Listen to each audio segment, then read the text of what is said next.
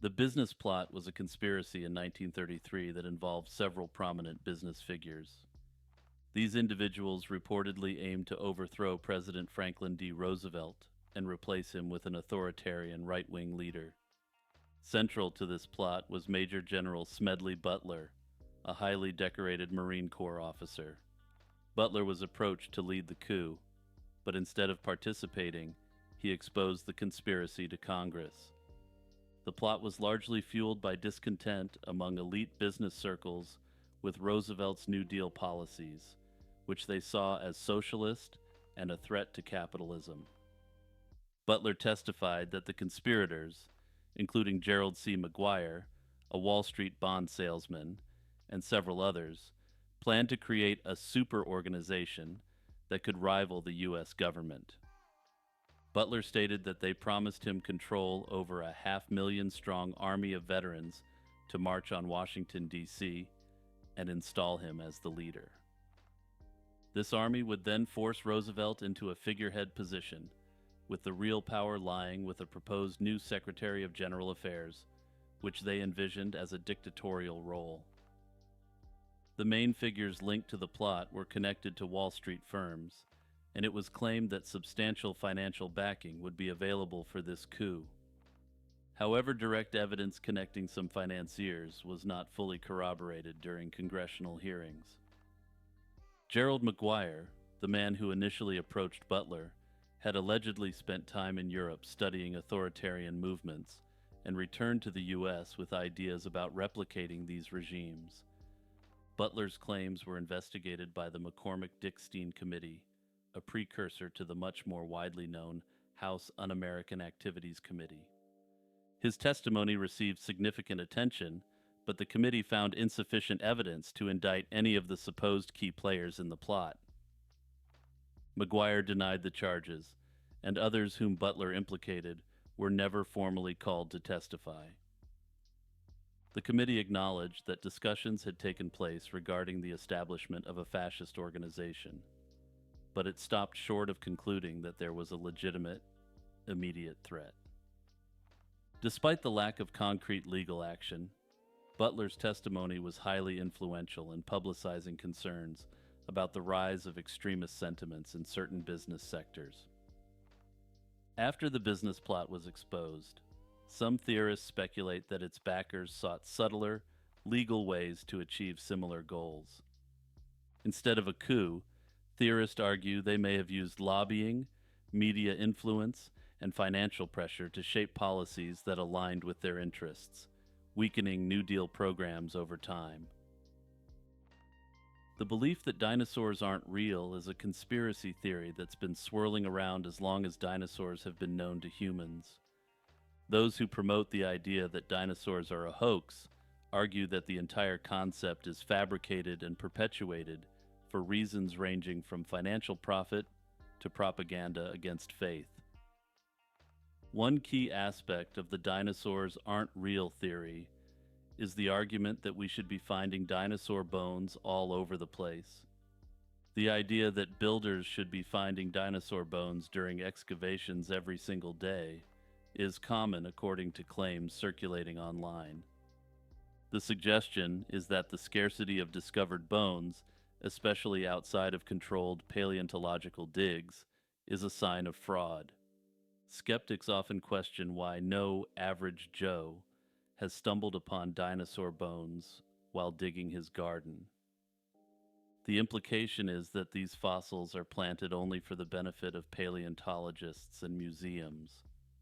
Yeah, that's right. According to this theory, only these high priests of paleontology are allowed to enter the quote-unquote bone zone.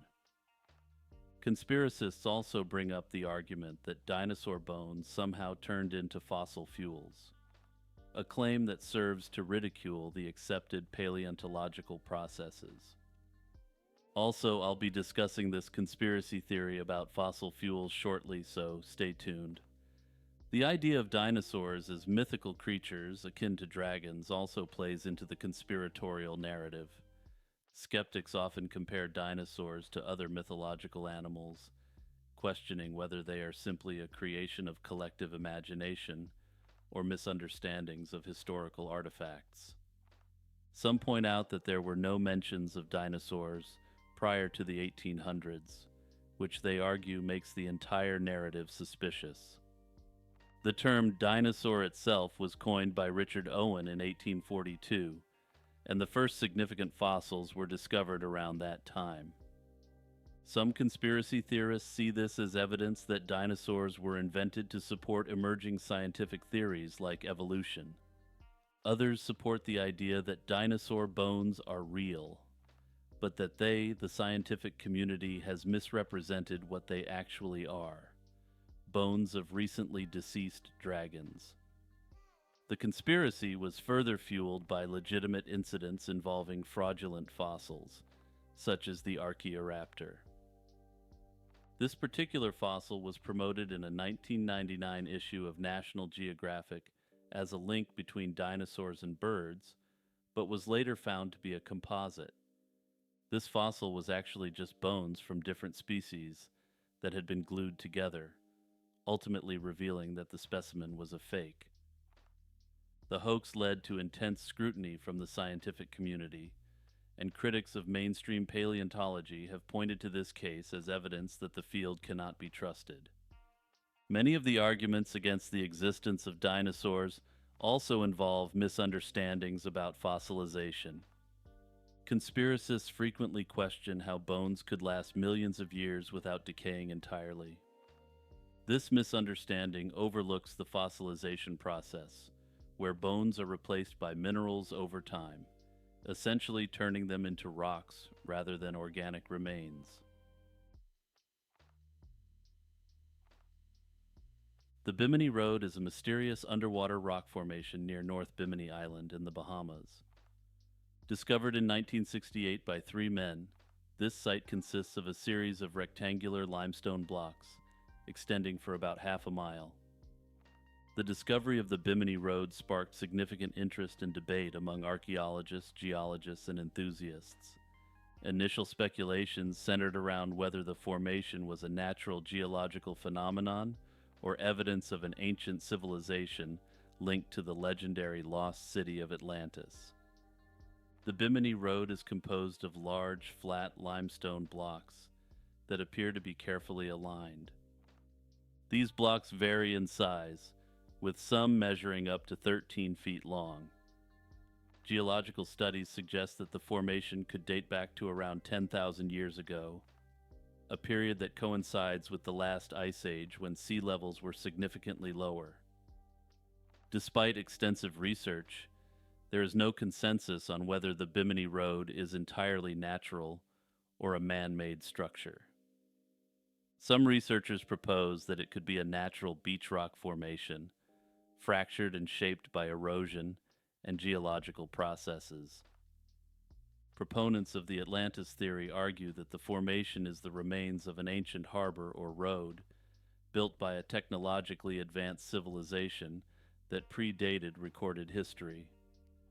They point to the precise alignment and rectangular shape of the blocks as evidence of human engineering.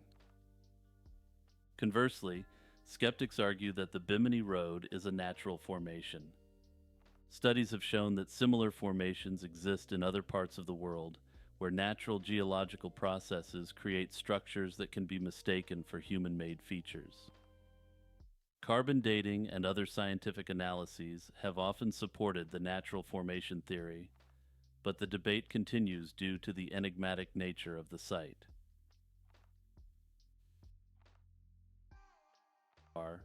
Often associated with the late inventor Stanley Meyer, has long been a subject of conspiracy theories. Stanley Meyer claimed to have developed a water fuel cell that could power a car using only water as its fuel. According to Meyer, his invention worked by splitting water into hydrogen and oxygen, and then using hydrogen as the main energy source for the vehicle. This bold claim came during a time when oil prices were skyrocketing, notably influenced by the 1973 Arab oil embargo, which made alternative energy concepts particularly attractive to the public. Meyer managed to acquire several patents for his invention and he demonstrated his technology in a modified dune buggy. Despite this, there are no verifiable videos or operational models to definitively prove that Meyer's water-powered car ever truly functioned. The technical process behind Meyer's supposed water-powered car was based on electrolysis, where water is split into its fundamental components, hydrogen and oxygen. Hydrogen is highly combustible, making it theoretically capable of fueling a vehicle. However, the major scientific problem lies in the energy required to separate hydrogen from water. The process consumes more energy than it releases, making it fundamentally inefficient for practical use. Meyer claimed to have overcome this problem by developing a system that required less energy to split the hydrogen than was generated during recombination. Critics noted that would have violated established scientific principles, specifically the laws of thermodynamics. According to experts, Meyer's fuel cell was examined and found to be simply using conventional electrolysis, with no new breakthrough technology. He was sued by investors, and a court ultimately found Meyer's claims to be fraudulent, resulting in a lawsuit where he was ordered to return investments made by his backers. Meyer's death in 1998 has fueled even more conspiracy theories. He died suddenly while dining at a restaurant, and according to his brother, Meyer ran outside and claimed he had been poisoned. The official cause of death, as reported by the coroner, was a cerebral aneurysm, which was consistent with his pre-existing health conditions, including high blood pressure. Nevertheless, some supporters of Meyer are convinced that he was assassinated to prevent his water fuel technology from coming to market. They point to the fact that his work could have potentially disrupted the massive profits of the oil industry. It's claimed that Meyer had refused buyout offers from interested parties and resisted external pressure from investors who wanted control over his technology. The smoking man from the X-Files is a character wrapped in conspiracy theories and universe, and it's no surprise that fans have speculated that he might be based on a real person. By way of background, as previously discussed in the series, some conspiracy theorists have speculated that Chris Carter, the creator of the show, had inside information into real-world conspiracies. The character, played by William B. Davis, appears as a sinister figure in a background scene in the first episode of the show, and his role only grew from there. His influence and power over the show's events were slowly unraveled as the X-Files developed, eventually becoming the most central antagonist. The Smoking Man, also referred to as CGB Spender, or Cancer Man, has been linked to several conspiracy theories within the show. He's portrayed as being involved in numerous covert activities, including direct communications with Saddam Hussein, alien experiments, and more. He's claimed to have been the real killer of John F. Kennedy, as well as other major figures in American history. One prominent theory among fans is that the character is an amalgamation of various figures from the world of shadowy governmental affairs. The Smoking Man's actions are similar to what people often believe about members of intelligence communities or shadow governments. He manipulates events from behind the scenes, always with the purported intention of protecting the public from truths they can't handle. In an interview, Frank Spotnitz, a co-executive producer on The X-Files, explained that the Smoking Man was created as a very simply written character. Initially, William B. Davis was hired merely to linger in the background and provide an eerie presence, but his performance was so compelling that the writers decided to expand his role. Davis was eventually given dialogue, which transformed him from a mysterious extra into the central antagonist of the series. His portrayal became iconic because of the way he conveyed a sense of deep, dangerous knowledge without always needing words. This evolution of the character added to the allure, and to the belief that he was based on a real person. The combination of his powerful presence and sinister influence aligns well with people's fears about the real elites in the shadows. the smoking man's character, is also intentionally filled with ambiguity and misinformation, much like the conspiracy theories he's linked to. Throughout the series, he makes claims that aren't always verifiable within the show's universe. For instance, such as being Fox Mulder's biological father, or having a role in impregnation experiments involving Dana Scully. The intentional blurring of truth and lies within the show is meant to reflect the very nature of conspiracy theories, where bits of truth, half-truths, and outright falsehoods are all mixed together. This makes it impossible to know what's real, much like the constant questions around real-life shadow government figures and conspiracy theories. Ultimately, what you believe this character represents, from an interesting fictional portrayal of a ruler amongst the elite to an amalgam of real shadowy figures, is up to you. Meme magic is a concept that attributes influence and significance to internet memes beyond their surface-level humor. The idea revolves around memes having the potential to shape reality by spreading ideas quickly and creating a sense of collective identity. Memes are more than just funny images with captions. They act as a form of digital communication that can have a real cultural impact. This concept gained traction in online communities, where memes are treated almost like digital charms that can influence events through widespread sharing and collective belief. The phenomenon of meme magic arises from the way memes leverage humor, shared cultural references, and visual appeal to create a sense of belonging among people. Memes often contain layers of meaning that resonate with specific audiences, forming an in-group language that reinforces bonds. The repetition and adaptation of memes across different contexts amplify their influence as they evolve based on cultural trends. This process makes memes seem like they're not just responding to culture, but actively shaping it, which is where the concept of magic comes into play. The supposed effectiveness of meme magic lies in the emotional and psychological appeal of memes. Memes often evoke humor or provoke reactions that make them memorable and shareable. They work as a tool to simplify complex ideas into digestible, relatable content, which makes them more impactful than other forms of online communication.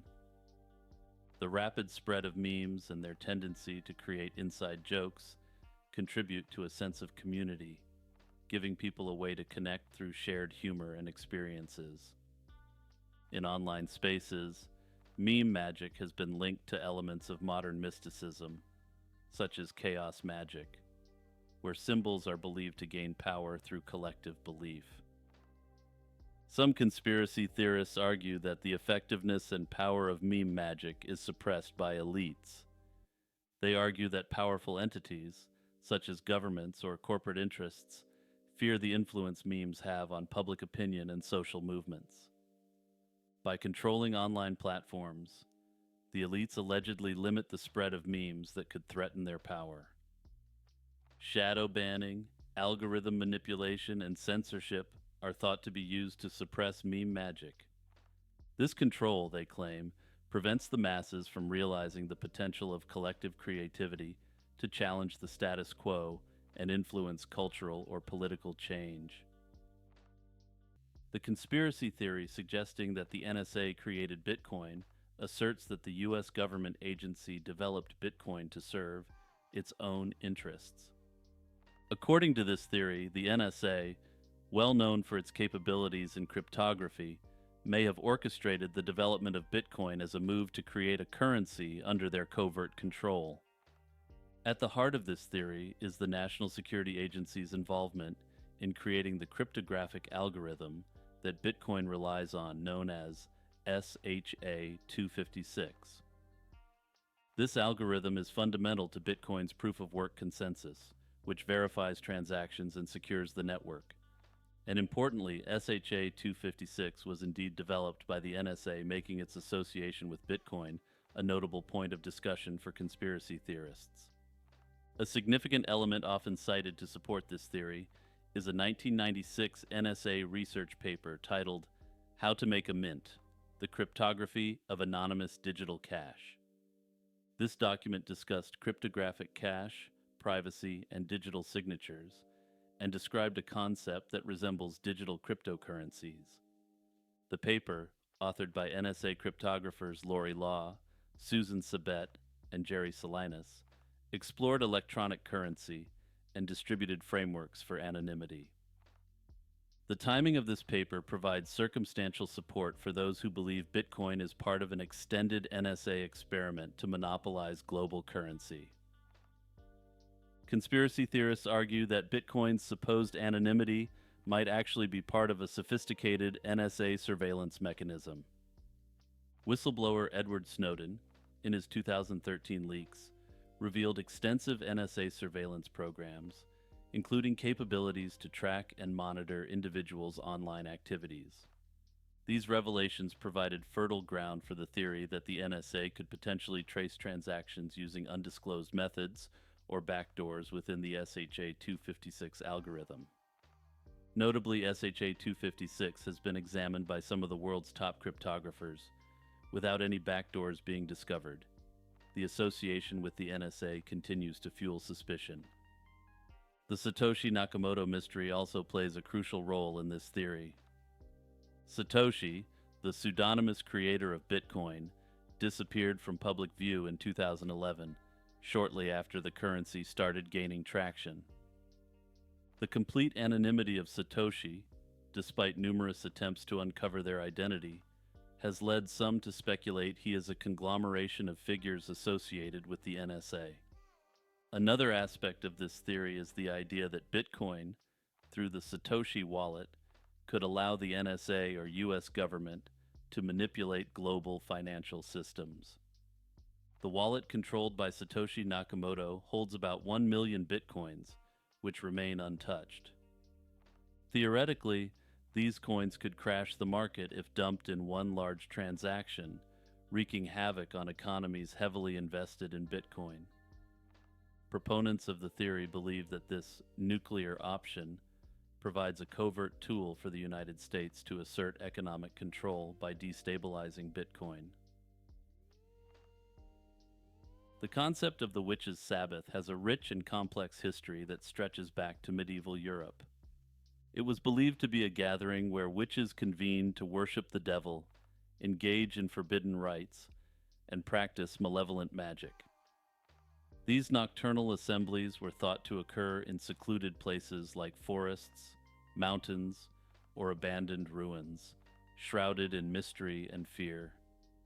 During the late Middle Ages and the early modern period, fear of witchcraft intensified.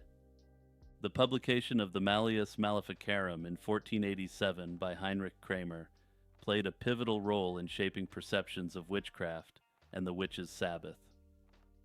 This treatise provided detailed descriptions of witches' practices, including the Sabbaths, and became a guide for inquisitors and witch hunters across Europe. The Malleus Maleficarum insisted that witches were predominantly, though not exclusively, women, asserting that female susceptibility to demonic influence stemmed from inherent moral weaknesses. Kramer described the Sabbath as a place where witches renounced their Christian faith, paid homage to the devil, and participated in satanic rites. Confessions obtained during witch trials often followed a similar pattern.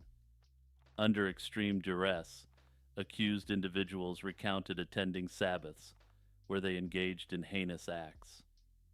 These narratives, though coerced, reinforced the belief in a widespread diabolical conspiracy and justified the continuation of witch hunts.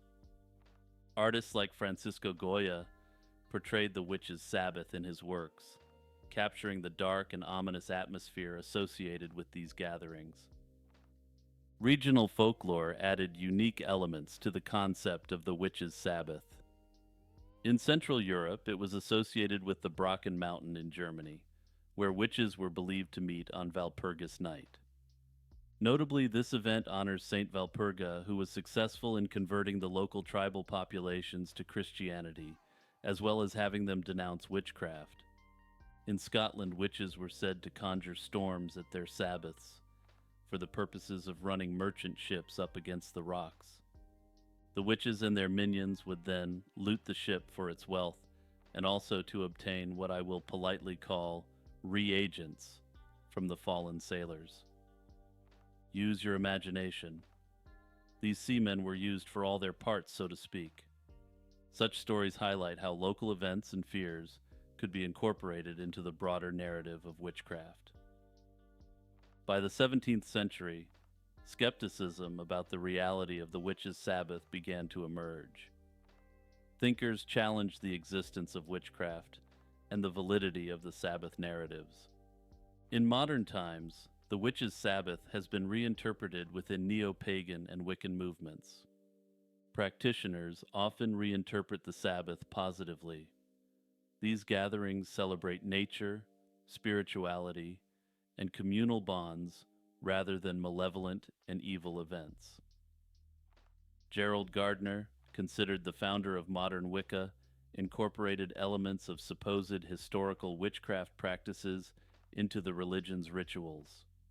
But back to traditional witches' Sabbaths for one moment. Some scholars argue that these gatherings were misinterpretations of pre-Christian fertility rites and festivals.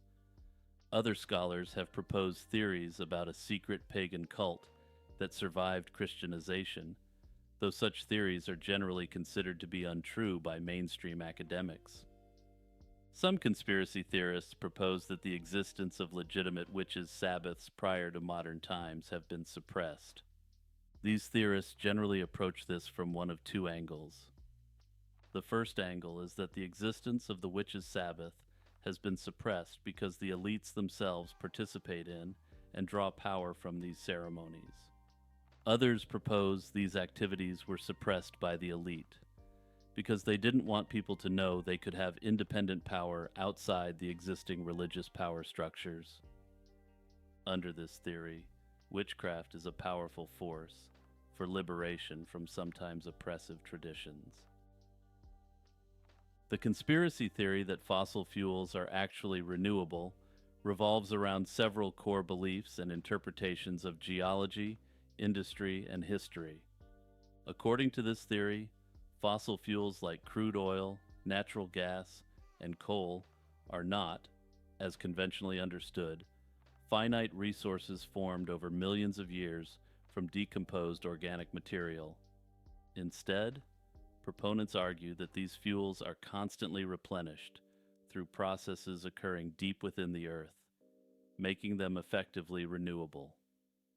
A key aspect of the theory is the idea that the term fossil fuels was coined by powerful figures in the oil industry, such as John D. Rockefeller, to create an artificial sense of scarcity. This scarcity, it is suggested, was meant to keep prices high and control the market, allowing a handful of powerful entities to profit immensely from energy production.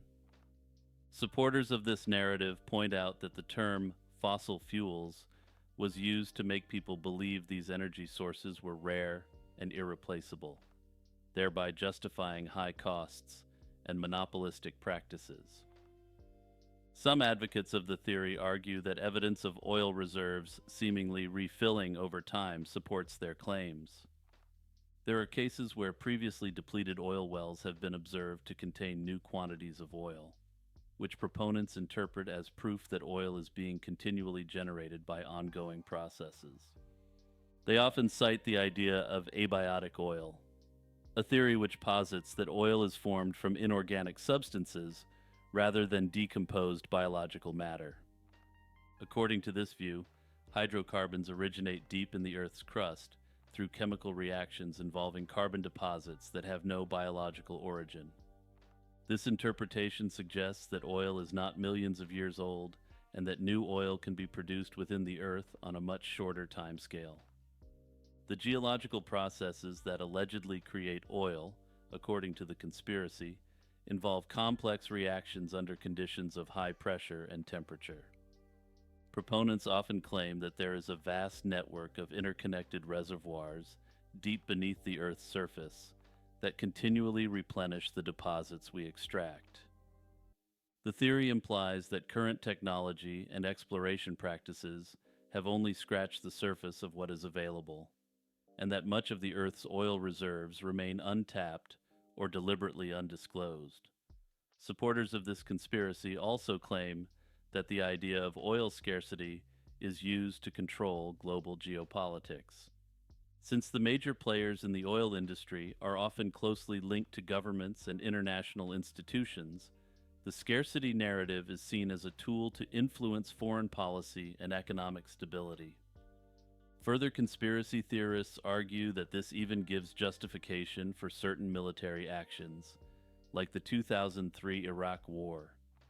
By convincing the public that oil is a limited resource, these entities are thought to justify the need for conflicts over oil-rich regions, ensuring continued dominance over global energy supplies. Despite widespread concerns about peak oil in the 20th century, when it was predicted that oil production would decline as reserves were depleted, new oil discoveries have continued. Further production rates have often exceeded expectations, and oil production has continued to increase in an upward trajectory. The theory interprets this as proof that oil fields are refilling naturally, suggesting an ongoing process rather than a finite supply that is gradually being exhausted. Debunkers argue that the conspiracy that fossil fuels are renewable hinges on an overly simplistic view of how these fuels form. According to them, it ignores the distinct requirements of time, pressure, and specific geological conditions necessary for the transformation of organic material into hydrocarbons. The amount of time required, millions of years, is crucial. Current consumption rates are such that we are depleting reservoirs without any meaningful possibility of natural replenishment. They emphasize that the underlying science of how fossil fuels are made contradicts any narrative suggesting they are renewable on a timescale relevant to human society. Jack Parsons was a paradoxical figure who seemed to straddle the realms of science and the occult with an ease that bewildered many of his contemporaries, to put it mildly. Born Marvel Whiteside Parsons in 1914, he grew up in Pasadena, California, and quickly developed an interest in explosives and science fiction. This fascination would lead him to co-found both the Jet Propulsion Laboratory, or JPL, laying the foundation for modern rocketry as well as NASA. But what makes Parsons' story all the more intriguing is how his devotion to the mystical practices of Aleister Crowley coexisted with his scientific brilliance. Parsons' journey into rocketry began as a young man, experimenting with explosives in his backyard and later joining a group of like-minded enthusiasts. This group conducted research at Caltech's Guggenheim Aeronautical Laboratory. Though initially dismissed as a fringe interest, Parsons and his colleagues made major breakthroughs in developing rocket propellants. During World War II, their efforts gained traction, leading to the formation of JPL, which eventually became an indispensable player in the American space program. At the same time Parsons was revolutionizing the field of rocketry, he was delving deeper into occultism. His introduction to Aleister Crowley's Thelema philosophy, which emphasized personal will and magical rituals, came in the early 1940s. He quickly rose through the ranks of the Ordo Templi Orientis, Crowley's magical order, and became the leader of its lodge in Pasadena. Parsons didn't just dabble in occultism, he fully embraced it. He saw no conflict between his rocket work and his occult beliefs. In fact, he viewed both as part of the same pursuit, to transcend earthly limitations, whether through technology or mysticism. This dual life of science and magic often led to scandal. Parsons would chant invocations to deities like Pan before rocket tests, blending his professional work with his spiritual practices. His home, known as the Parsonage, became notorious for wild parties and occult rituals, attracting a mix of scientists, occultists, and science fiction writers. Parsons and company embarked on a series of rituals called the Babylon Working, intended to summon a divine entity called Babylon. Parsons believed these rituals would herald a new age of freedom and self-expression. Despite his brilliance, Parsons' personal life spiraled out of control. His involvement in the occult, combined with his reputation for debauchery, made him an increasingly problematic figure in the eyes of the establishment. By 1944, Parsons had been forced out of the JPL, and his rocketry career effectively ended. However, he remained committed to his magical pursuits, even as his financial situation worsened. The end of Parsons' life was as dramatic as the rest. In 1952, at the age of 37, he died in a mysterious explosion in his home laboratory while working on special effects for films. Some speculated it was intentional. Others thought it might be a magical ritual gone wrong, or simply a tragic accident due to Parsons' careless handling of explosives. Parsons has the unique distinction of being recognized as both one of the leading American occultists and of being one of the leading figures in early American rocketry. The Tanganyika laughter epidemic was the strange phenomenon that began on January 30th, 1962, at a mission-run boarding school for girls in the village of Kashasha in Tanzania. The episode started with 3 girls, but quickly spread throughout the school, causing widespread panic and confusion. Within a few hours, nearly half of the 159 students were affected, exhibiting symptoms of uncontrollable laughter, crying, and restlessness. The school was forced to close on March 18, 1962. The closure, however, did not contain the epidemic. Instead, it spread to Shamba, a village where several of the students lived, affecting 217 people. From there, it continued to spread to other nearby villages, infecting hundreds of people over several months. The symptoms of the epidemic were varied, but had common threads. Victims experienced episodes of uncontrollable laughter lasting from a few minutes to several hours. This was often accompanied by crying, pain, fainting, respiratory problems, rashes, and attacks of screaming. Despite extensive medical testing, no physical cause was found for these symptoms. Doctors and researchers were baffled, as there were no signs of infection, toxins, or other physical explanations. The epidemic's impact was significant. Several schools in the region had to close down temporarily, as students and staff were affected. By the time the epidemic faded out in mid-1962, around 1,000 people were reported to have been affected. There are several theories about what caused the laughter epidemic. The most widely accepted explanation is that it was a case of mass hysteria, which can occur in a high-stress environment. The stress can be psychological, social, or a combination of factors. In the case of the Tanganyika laughter epidemic, several factors might have contributed to the outbreak. The students at the mission school were under significant pressure. They were living away from their families, adapting to strict school routines, and facing the challenges of adolescence. Additionally, the region was undergoing social and political changes following Tanganyika's recent independence from British colonial rule in 1961. This period of transition may have contributed to heightened stress levels among the population. Another theory suggests that the laughter epidemic could have been a form of social mimicry, where individuals unconsciously imitate the behaviors of others around them. In tightly knit communities, such behaviors can spread quickly. The initial laughter episodes among the schoolgirls may have triggered a chain reaction, with others mimicking the behavior either consciously or unconsciously. The laughter epidemic could have been an extreme manifestation of this cultural expression, amplified by the stressful conditions and the close-knit nature of the communities involved.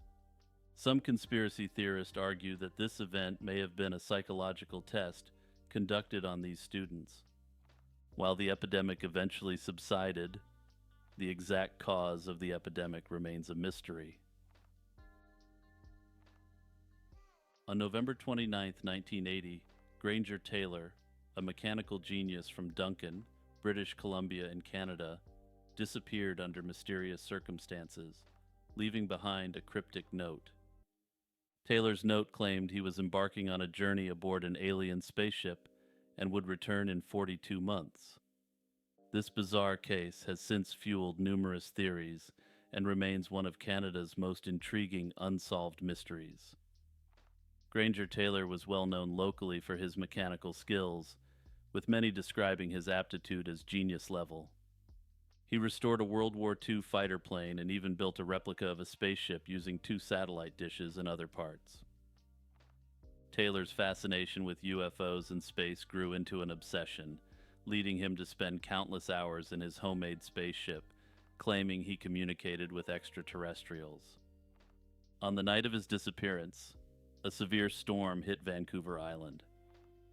Taylor left a note on his parents' bedroom door, stating he was boarding an alien spaceship and would be gone for 42 months. He also left all his earthly possessions to them for safekeeping during this period. Granger was last seen driving his 1972 light blue Datsun truck, which has never been found. There are a number of theories which have swirled about since his disappearance. The most sensational theory is that Taylor was indeed taken by aliens. His note and prior statements to friends about communicating with extraterrestrials suggest he genuinely believed in this possibility. Some believe he may have been experiencing delusions or was influenced by popular culture at the time, which was rife with UFO sightings and alien abduction stories. Others believe that he had attracted the attention of otherworldly beings due to his advanced mechanical abilities and aptitudes. Another theory posits that Taylor's disappearance was linked to mental health issues. Observers speculate that he might have been suffering from undiagnosed schizophrenia or other mental health conditions, which could explain his intense obsession with aliens. Another theory states that he may have ended himself by his own hand. The discovery of truck parts and human bones in 1986 at a blast site on Mount Prevost has led some to conclude that Taylor might have done this using dynamite. Notably, he was known to have a strong interest in explosives and access to dynamite. The remains found at the site were never conclusively identified as his due to the lack of DNA testing at the time, but clothing fragments were potentially a match. Another plausible theory is that Taylor accidentally died while handling dynamite, possibly intending to create a dramatic effect to simulate his departure on an alien spaceship. Another version of this theory suggests that he genuinely believed that blowing up his truck was a signal to the aliens to come get him. Those who support this theory suggest this was his version of hailing an intergalactic taxi ride for the next 42 months. Despite extensive searches and media coverage, no conclusive evidence about Taylor's fate has emerged. His family, particularly his parents, held out hope for his return until their respective deaths. The official investigation was closed after the remains and truck parts were found, but the case remains a topic of speculation and debate among UFO enthusiasts. Notably, despite the closure of the investigation, the authorities did not conclusively find the remains to be that of Granger. The Global Consciousness Project is a long-standing experiment initiated in 1998. This experiment is designed to explore the potential influence of collective human consciousness on random physical processes. Spearheaded by Roger Nelson, who was previously associated with the Princeton Engineering Anomalies Research Lab, the project utilizes a global network of random number generators. These random number generations, often referred to as eggs, detect subtle deviations from expected randomness during significant global events. The underlying hypothesis is that during moments of global focus or emotional intensity, human consciousness may collectively influence these RNGs, leading to detectable patterns that diverge from statistical randomness. The GCP network operates continuously, collecting data from RNGs situated in over 70 locations worldwide. These devices generate random sequences of numbers that, under normal conditions, should not show any discernible patterns. The project examines specific events that capture widespread attention, such as natural disasters, major cultural or religious celebrations, and large-scale human-caused catastrophes. The purpose of this is to see if these events are associated with statistically significant deviations in these random sequences. Over the years, the GCP has documented hundreds of such events, with the data suggesting varying degrees of correlation between the events and the anomalies detected in RNG outputs. For example, the project has analyzed data surrounding global celebrations like New Year's Eve and international efforts like synchronized global meditations. Some of these events have shown strong correlations with deviations from randomness, while others have shown none. Despite these mixed results, the overall analysis suggests that there may be a subtle yet persistent influence of collective consciousness on random physical systems. The GCP argues that these findings point to the existence of a global consciousness. They define this as a shared, non-localized mind space that can exert influence on the physical world when large groups are mentally synchronized. The concept of global consciousness aligns with various philosophical and cultural ideas that posit an interconnectedness of all human beings at a fundamental level.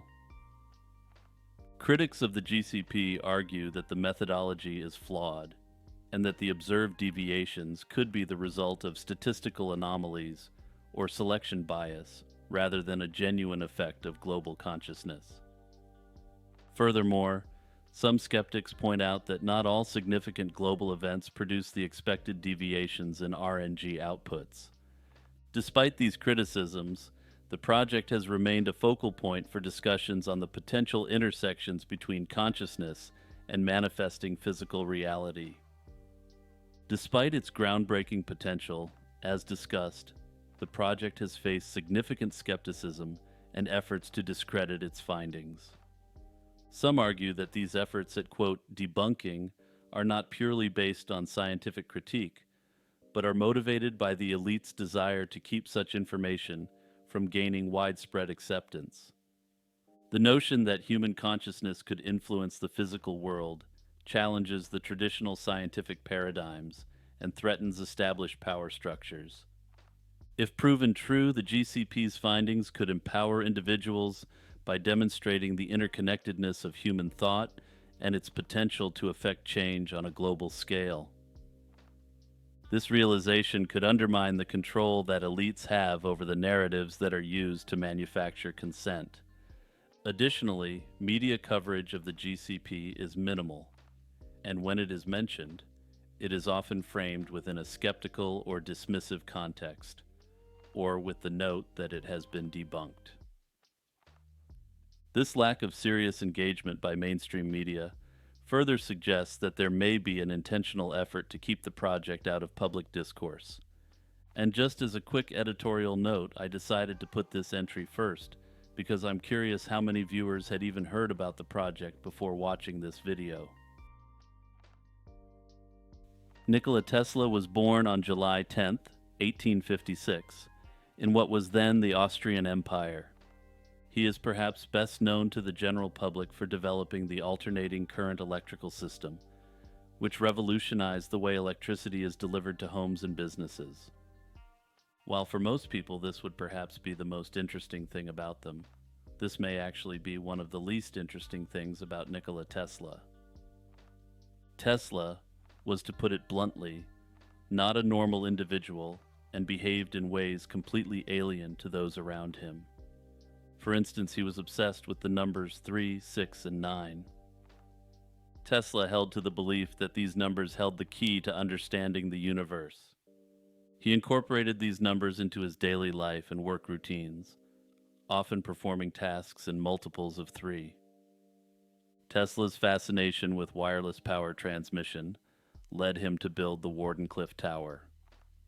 This was an ambitious project intended to demonstrate the transmission of electrical power without wires. Despite his grand vision, the project failed to secure ongoing financial support and was eventually dismantled. This failure, however, has fueled numerous conspiracy theories about lost or suppressed technologies capable of providing energy through the airwaves. Further, some conspiracy theorists and alternative historians argue that Tesla was involved in the Tunguska event of 1908. These theorists suggest that Tesla's experiments with wireless energy transmission might have caused the massive explosion in Siberia. Tesla himself had claimed that his technology could transmit energy over vast distances, potentially with destructive force. After Nikola Tesla's passing on January 7, 1943, the fate of his extensive collection of notes, blueprints, prototypes, and research documents added fuel to the conspiracy theories. His collection is believed to contain many of his scientific ideas and unfinished projects, many of which were highly advanced for his time. Suspiciously, upon his death, Tesla's belongings were seized by the Office of Alien Property Custodian, a U.S. government office responsible for handling the property of foreign nationals. This is unusual, given that the Office of Alien Property Custodian only had the authority over, surprise, the property of non-citizens. Tesla was a naturalized American citizen, which has caused people to question why this agency took the property.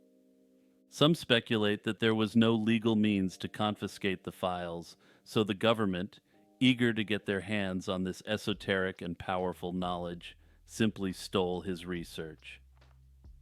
Tesla had claimed to have developed numerous revolutionary technologies, including a death ray capable of unprecedented destructive power, wireless energy transmission, and other futuristic inventions. The potential military applications of such technologies likely sparked government interest. Despite numerous requests for transparency, many of Tesla's files remained classified for decades. Some documents were released, but the most intriguing and potentially game-changing papers were either lost, heavily redacted, or never declassified. This lack of transparency has fueled numerous conspiracy theories. Some suggest that the U.S. government retained the most sensitive information for military research, or that these files contained technology that could disrupt existing energy markets. Adding to the mystery, John G. Trump, a noted electrical engineer and the uncle of former President Donald Trump, was one of the scientists called upon to review Tesla's papers. In his report, Trump claimed that Tesla's notes did not contain any new or practical breakthroughs, and the evidence was not of any value. If this was accurate, one may question why the research has not yet been fully released over 80 years after Tesla's passing. So there's an interesting theory floating around out there about the timing of the theft of Tesla's life's work and the rise of UFO sightings.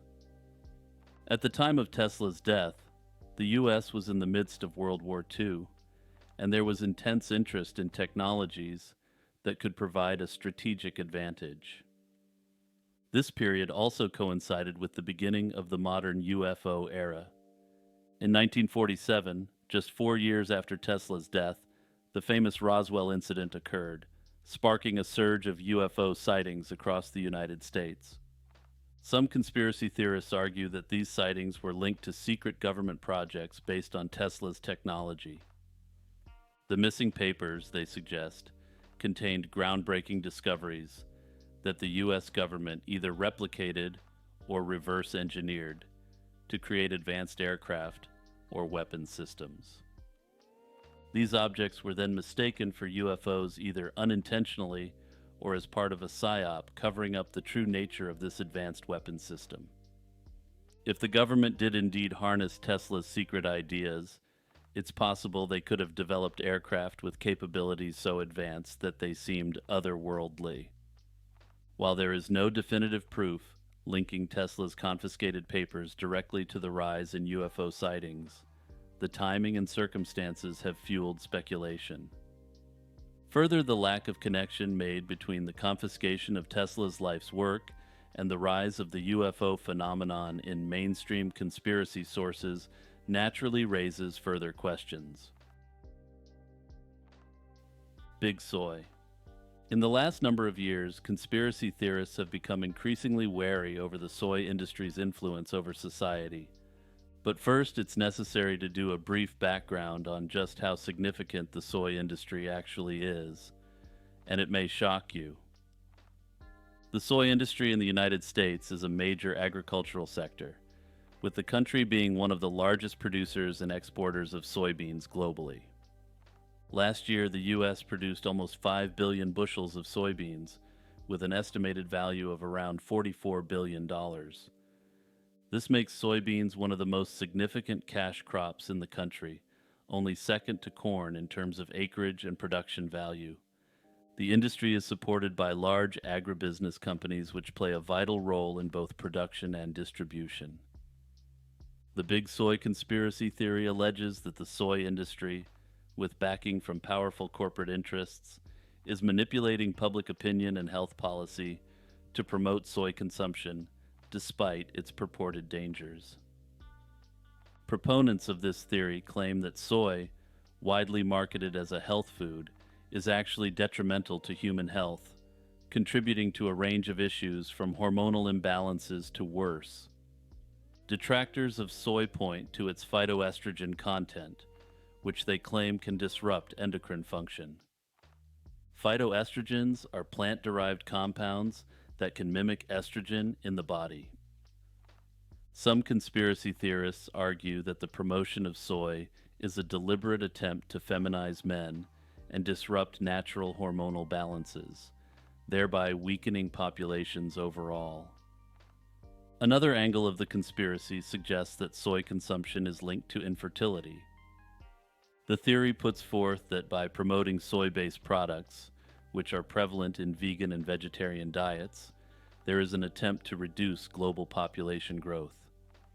This idea ties into broader conspiracies around population control, where influential groups are accused of engineering demographic shifts for their own benefit.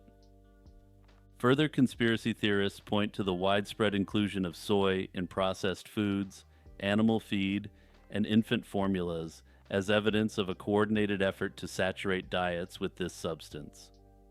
Another aspect of the conspiracy theory comes from the extensive lobbying done by the soy industry. The soy industry is backed by a powerful network of lobbyists who advocate for policies that support soybean farmers, processors, and related industries. These lobbyists work on behalf of large agribusiness companies, trade associations, and farmer cooperatives to influence legislation and regulations at both the state and federal levels. One of the most prominent organizations representing the interests of the soy industry is the American Soybean Association. The ASA is a major player in agricultural lobbying, advocating for policies that benefit soybean producers, such as subsidies, trade agreements, and research funding. The organization has a significant presence in Washington, D.C., where it lobbies Congress and federal agencies on individual laws, environmental regulations, and international trade. In addition to direct lobbying, the soy industry uses campaign contributions and PACs to support candidates who favor policies beneficial to their interests. Generation Z has been propagandized to believe they have no souls. The concept of the soul has been central to virtually every religious and cultural tradition throughout history, and is also deeply rooted in certain aspects of philosophy.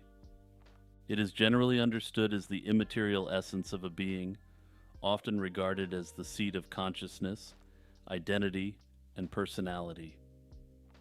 In most religious traditions, the soul is seen as an essential part of human existence, often thought to survive physical death. For instance, in Christianity, the soul is typically viewed as immortal, and is believed to face judgment after death, leading to eternal life in heaven or damnation in hell. This concept has been shaped by the influence of Greek philosophy, particularly the ideas of Plato, who put forth that the soul is an eternal, non-physical entity that both pre-exists and outlasts the body.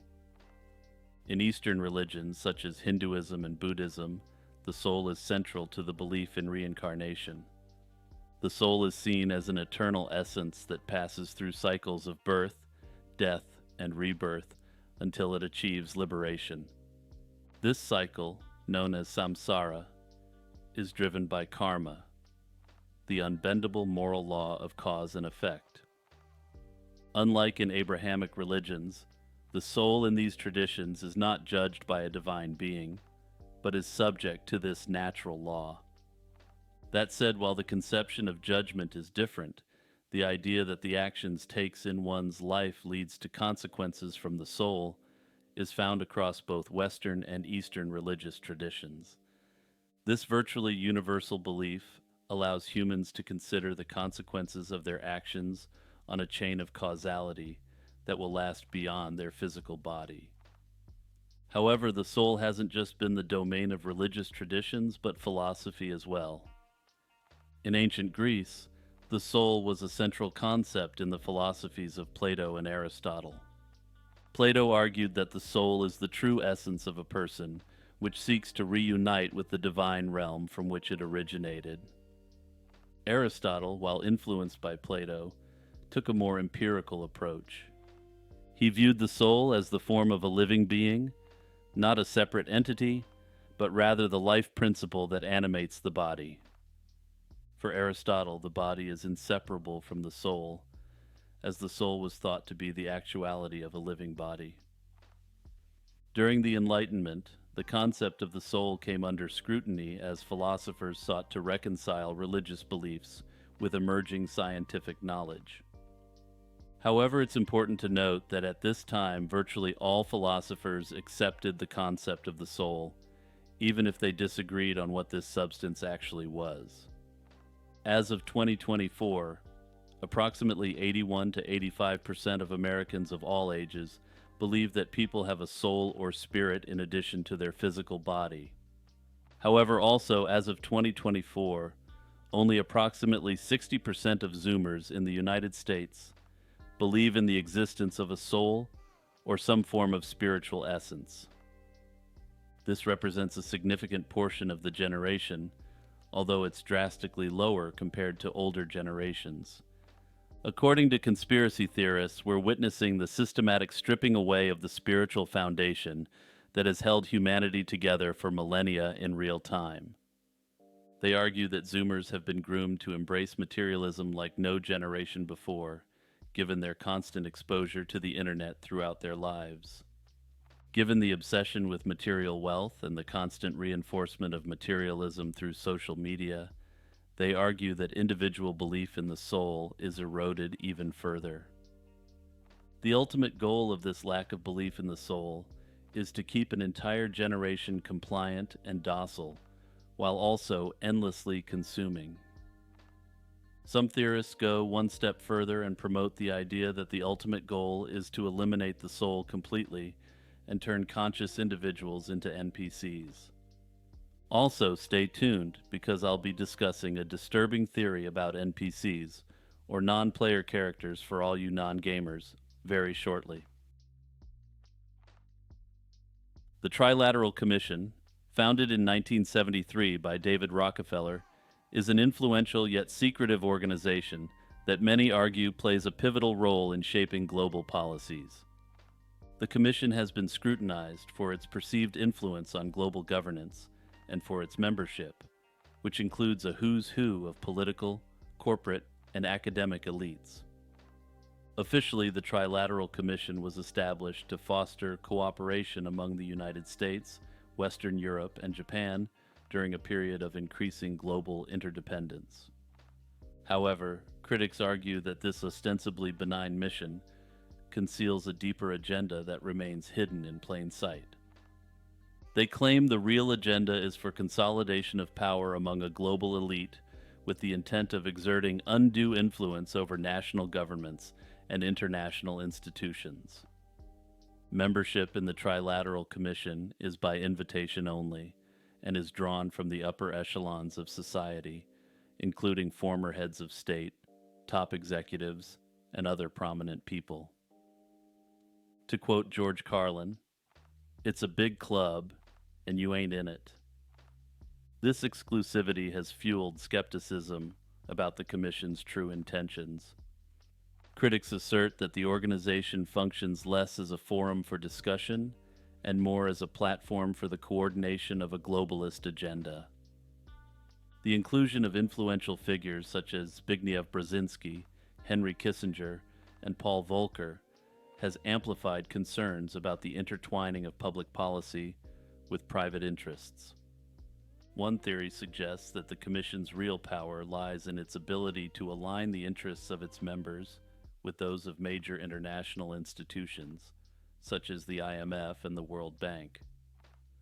The Commission itself emphasizes its independence from government bodies.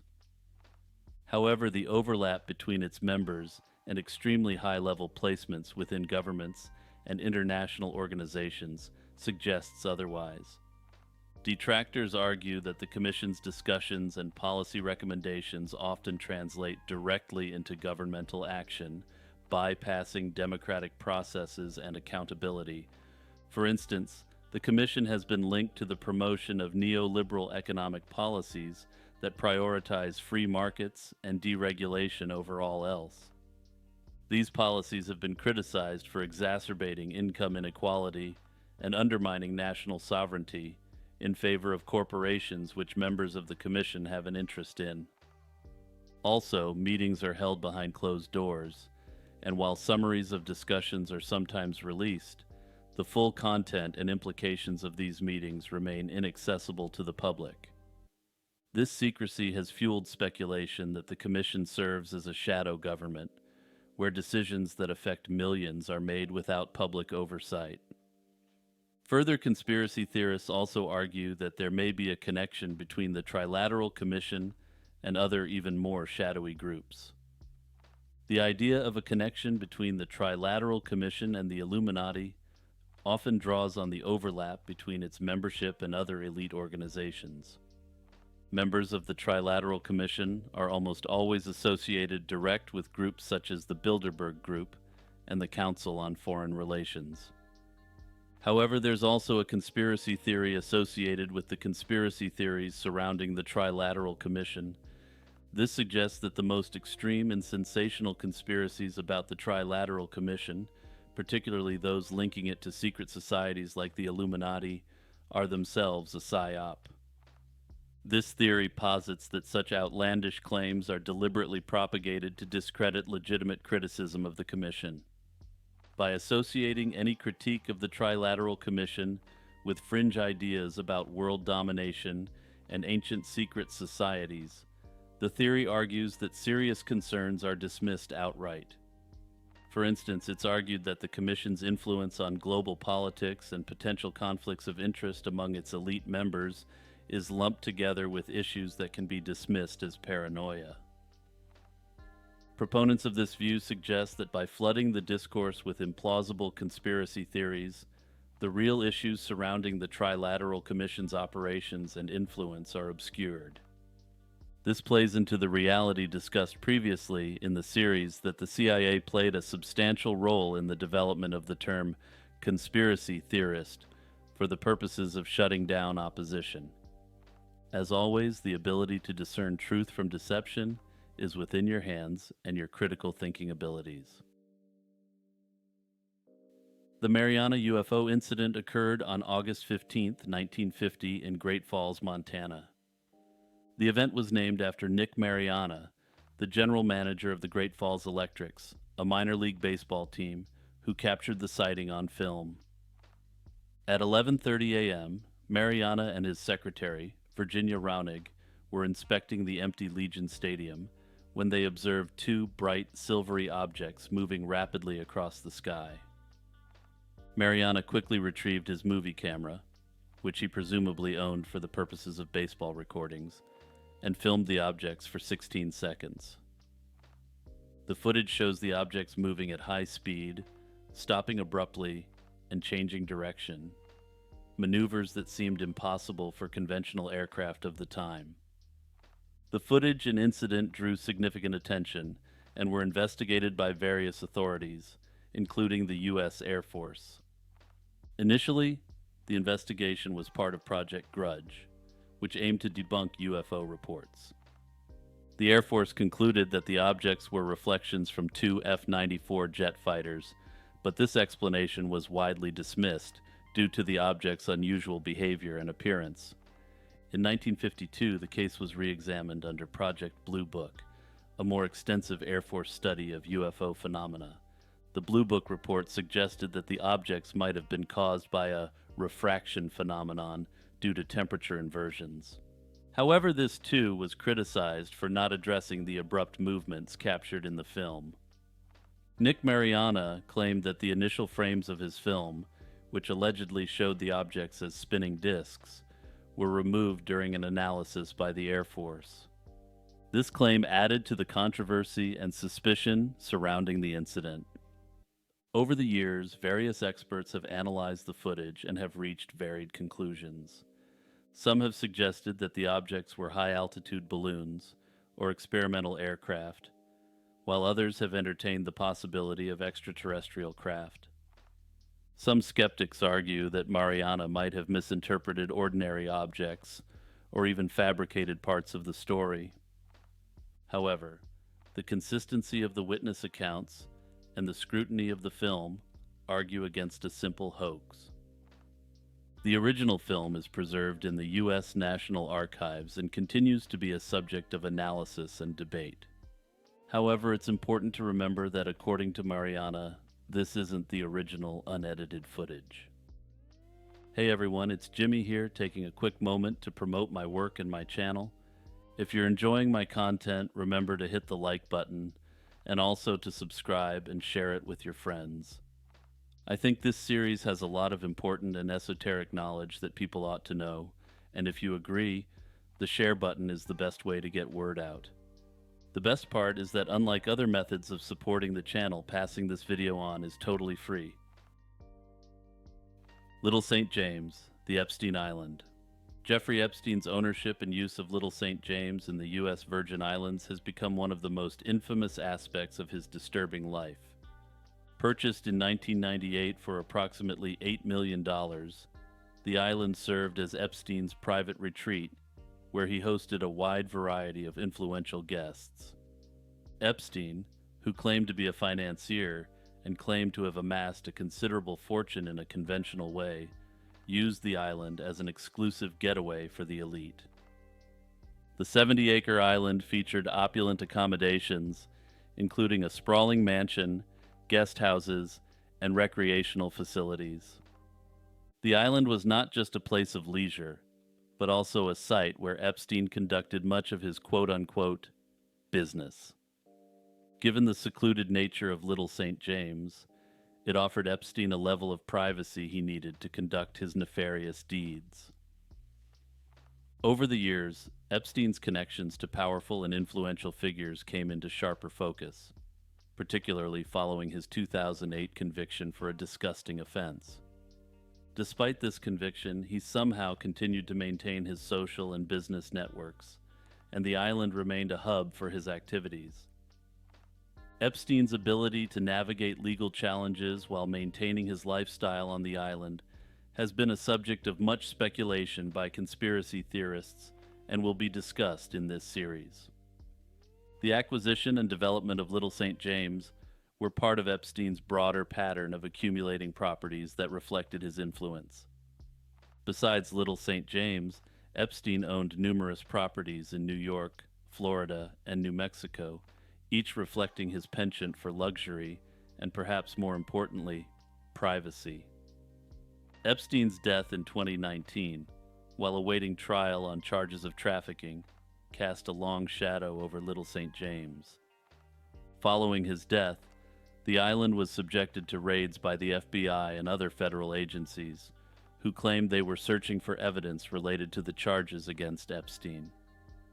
Notably, many conspiracy theorists suggest that this wasn't so much an evidence-gathering mission, but a cover-up. The presence of high-profile guests on the island has fueled much speculation. While some visitors have acknowledged their presence there, others have denied any association, despite significant evidence to the contrary. Despite this, the exact nature of many of the events that took place on the island remains unclear and subject to extremely disturbing speculation. Seriously, it's all so much worse than you can even imagine. The origins of the Black Knight satellite conspiracy can be traced back to the pioneering inventor Nikola Tesla, who we just covered. In 1899, while conducting experiments with radio signals in Colorado Springs, Tesla claimed to have received strange signals from outer space. He interpreted these signals as potentially coming from an intelligent source, possibly extraterrestrial in nature. Although present-day science suggests Tesla might have picked up natural radio waves from space phenomena like pulsars, his claims laid the groundwork for the Black Knight legend. In 1927, Norwegian engineer Jürgen Hals reported receiving unexplained radio echoes that were delayed by several seconds. These long-delayed echoes were a mystery and were picked up by New Age authors in the early 1970s, suggesting extraterrestrial visitation. The conspiracy gained more traction during the space race. In 1960, radar operated by the U.S. Navy detected an unidentified object in a polar orbit, which was unusual since most known satellites orbited along the equator. Initial fears of it being a Soviet spy satellite were quelled when it was identified as debris from a U.S. Air Force satellite. However, for conspiracy theorists, this incident was pivotal in linking the object to the Black Knight satellite and the start of an active cover-up. In 1963, astronaut Gordon Cooper allegedly reported seeing a UFO during his 15th orbit aboard the Mercury 9 mission. Despite later denials and lack of official evidence in mission transcripts, this incident is often cited by proponents of the Black Knight satellite theory.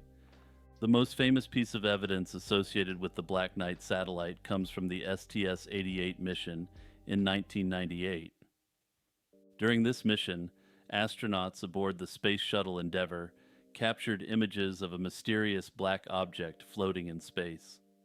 This object was later identified by NASA as a thermal blanket that had come loose during an extravehicular activity. Despite this explanation, the images fueled conspiracy theories, with many insisting it was the Black Knight satellite. According to theorists, NASA continues to cover up the reality of the Black Knight satellite until this day, though the reasoning for doing so remains speculative.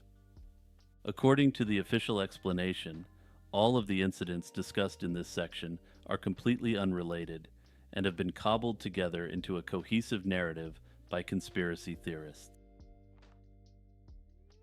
The Allagash abduction is one of the most intriguing UFO abduction cases from New England and occurred in the remote wilderness of Allagash, Maine in August 1976. This case involves 4 men, twin brothers Jack and Jim Weiner, Charlie Foltz, and Chuck Rack, all young art students from Massachusetts. The story begins on August 20th, 1976, when the 4 friends were on a canoeing trip along the Allagash Wilderness Waterway. That night, while they were night fishing on Eagle Lake, they saw a bright light in the sky. Initially, they thought it was a helicopter or a plane, but the light seemed too bright and unusual. As they watched, the light moved closer, and they began to feel uneasy. In an attempt to signal the light, Charlie Foltz used a flashlight to send an SOS signal. The light responded by approaching rapidly, causing the men to panic and paddle frantically back to shore. Suddenly, everything went black, and the men felt a loss of consciousness or period of amnesia. When they regained consciousness, they found themselves back at their campsite, but with a sense of missing time. The large bonfire they had set before their excursion had burned down to embers, suggesting they had been away much longer than they perceived. Years later, the men began experiencing disturbing nightmares recounting what had occurred. Jack Weiner's dreams were particularly vivid, involving strange beings with large heads and eyes. According to Jack, these creatures were conducting a variety of examinations on him. These dreams were shared by the other men, prompting them to seek help from a UFO researcher, Raymond Fowler. Fowler recommended regressive hypnosis to uncover any suppressed memories, and in an attempt to corroborate their accounts. Under hypnosis, all four men recounted being taken aboard a spacecraft. On this spacecraft, they were subjected to various medical examinations by humanoid beings with large metallic eyes and insect-like hands. The descriptions of their abduction were consistent and detailed. The men recalled being paralyzed and unable to resist as they were examined using strange instruments. These sessions revealed a shared experience of being transferred from their canoes into the UFO via a tube-like beam of light. The men also passed polygraph tests, adding credibility to their claims, or at least providing significant evidence that they believed their accounts subjectively. Despite the detailed accounts and the consistency of their stories, skepticism remains. Critics argue that the use of hypnosis and the possibility of suggestibility among the men might have influenced their recollections. Some suggest that the shared memories could be the result of group dynamics and the power of suggestion. Notably, one of the men, Chuck Rack, later indicated that he just went along with most of the narrative. However, he did admit to seeing the strange lights associated with the abduction. Nevertheless, the Allagash abduction remains a compelling case in the wider body of UFO lore. The conspiracy theory that a significant portion of the population consists of non-player characters, better known as NPCs, has gained significant traction in the last few years. This theory claims that many individuals in society are not fully conscious beings, but rather, they function as automatons, programmed to follow a set of predetermined behaviors. The term NPC originates from video games, where it refers to characters that are not controlled by players, but by the game's artificial intelligence. These characters have limited interactivity and are typically programmed to perform specific roles, such as providing information, serving as quest givers, or simply populating the game world for immersion. In the context of the conspiracy theory, NPCs are seen as people who lack independent thought, creativity, or consciousness. They are instead seen as functioning on a kind of autopilot, dictated by societal norms and external programming. Some versions of the theory claim that they are literally empty vessels put here by the simulator, while more mild versions believe that they are conditioned to behave this way. The idea that some people might be NPCs in real life is closely related to simulation theory, which suggests that our reality could be an artificial construct akin to a highly advanced video game. This theory gained significant attention in online spaces, particularly after a meme featuring the NPC Wojak, a gray, expressionless character, went viral on platforms like 4chan. This meme was used to mock individuals perceived as conformists, or those who uncritically accept mainstream narratives without independent thought. According to proponents of the NPC theory, there are specific traits that might indicate someone is an NPC. NPCs are thought to exhibit a narrow spectrum of emotional responses, often appearing robotic or detached in their interactions. Further, their ranges of emotion and reactions to events is thought to be predictable. They are also perceived to always agree with the majority, without questioning or challenging the status quo. To put it in the language of the conspiracy, they act like automatons supporting what they're told to support, and opposing what they are told to oppose. Perhaps one of the more intriguing claims is that NPCs do not possess an inner monologue, a feature that many consider essential to human consciousness. Studies suggesting that a significant portion of the population does not frequently engage in inner speech, and that some do not have it at all, has been cited as evidence. There are a number of additional theories that branch off NPC theory. One conspiracy theory suggests that mainstream media and social platforms are deliberately programming a portion of the population to become NPCs. The theory argues that repetitive and highly curated content across news outlets, social media, and entertainment industries conditions certain individuals to adopt predictable behaviors. The idea here is that these people, constantly bombarded with controlled information, lose the ability to think critically and instead operate on autopilot with scripted opinions and reactions. Further, there's the conspiracy theory that NPC theory itself is a psyop. This theory suggests that the belief in NPCs is actually a deliberate operation designed to manipulate and control public perception. According to this theory, the promotion of NPC narratives is intended to sow division and demoralize critical thinkers into believing most people are literally incapable of seeing the truth. This last point is perhaps most important to this psyop theory, as it suggests that these critical thinkers will no longer see any utility in expending effort on spreading their ideas and thoughts. After all, what would be the purpose of spreading your thoughts if the people on the other end are actually programmed not to comprehend you? Proponents of this conspiracy believe that the NPC theory was crafted by shadowy entities, possibly governmental or corporate, as a tool for psychological warfare. Further, by encouraging people to label others as NPCs, the psyop supposedly fosters a culture of distrust and alienation, making it easier for those in power to control the populace. Cho Hee-Paul, known as one of South Korea's most infamous fraudsters, vanished in December 2011, leaving a trail of unanswered questions and fascinating conspiracy theories. Cho was the mastermind behind one of South Korea's largest pyramid schemes.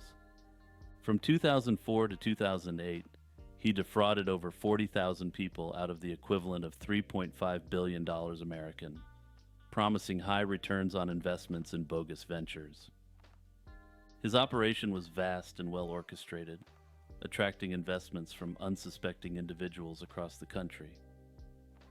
In 2008, when the scheme collapsed, Cho became a wanted man. Facing mounting legal pressure and an impending arrest, he fled, sparking a nationwide manhunt. His ability to evade capture, despite widespread media coverage and law enforcement efforts, only added to the mystique of his case. Cho's disappearance occurred under highly suspicious circumstances. In late 2011, it was reported that he had been hiding in China, moving frequently to avoid capture. The South Korean authorities were on his trail, working with Chinese law enforcement to apprehend him. However, in December 2011, news broke that Cho had been suffering from a serious illness. Reports from his associates suggested that he was seeking medical treatment in various locations, further complicating efforts to track him down. It was during this period of medical instability that Cho fully disappeared. The absence of concrete evidence about Cho's whereabouts has led to numerous theories about his fate. One popular theory suggests that he used his extensive network and financial resources to create a new identity. This theory is supported by accounts from former associates who claim that Cho had planned his disappearance in advance, knowing that his capture would be inevitable otherwise. Another theory posits that Cho may have leveraged his connections in China to disappear into the country's vast landscape. This theory assumes he is living under the protection of corrupt officials who benefited from his financial schemes. This theory is bolstered circumstantially by the fact that several high-profile fugitives have previously found refuge in similar circumstances. Another conspiracy theory suggests that Cho had either been a Chinese asset or a Chinese agent the entire time, and that his purpose was to destabilize South Koreans financially. Cho's fraud and disappearance has had a profound impact on his victims and the South Korean public, and has diminished trust in financial institutions, which some say is evidence of orchestration. Alchemy represents an ancient mystical and pre-scientific tradition that has spanned various cultures and time periods. Alchemy's primary objectives included the transmutation of base metals into noble ones, particularly gold, the creation of the philosopher's stone, and the quest for immortality through the elixir of life. Despite being frequently dismissed in the modern era as mere pseudoscience, mainstream scholars accept that alchemy played a pivotal role in shaping the development of early modern science. The origins of alchemy can be traced back to the Greco-Roman world, where it was initially influenced by the philosophies of Plato and Aristotle. Aristotle, in particular, invented the theory of the four elements: earth, water, air, and fire. These elements were believed to be the fundamental building blocks of all matter. The concept that these elements could be manipulated to transform one substance into another was central to alchemical thought. This idea was further developed by alchemists in the Islamic world, who preserved and expanded upon the knowledge inherited from the Greeks. These alchemists were instrumental in preserving and translating Greek texts into Arabic, ensuring that this knowledge would later be transmitted back to medieval Europe. The practice of alchemy in medieval Europe was heavily influenced by the translations of Arabic texts into Latin during the 12th century, as well as the rediscovery of ancient Greek texts. This period saw the emergence of a distinct European alchemical tradition that combined elements of mysticism, Christianity, and emerging scientific thought. Alchemy in Europe was often shrouded in secrecy, with practitioners using cryptic symbols and allegorical language to protect their knowledge. The pursuit of the philosopher's stone, believed to be a substance that could turn base metals into gold and grant eternal life, became a central theme in European alchemical literature. One of the most influential figures in European alchemy was Paracelsus, a 16th century Swiss physician and alchemist who is credited with creating the field of toxicology. Paracelsus rejected the purely mystical aspects of alchemy and emphasized its practical applications in medicine, advocating for the use of minerals and other chemical substances to treat diseases. His work laid the foundation for modern pharmacology and toxicology. Alchemy's connection to astrology and cosmology also played a significant role in its development.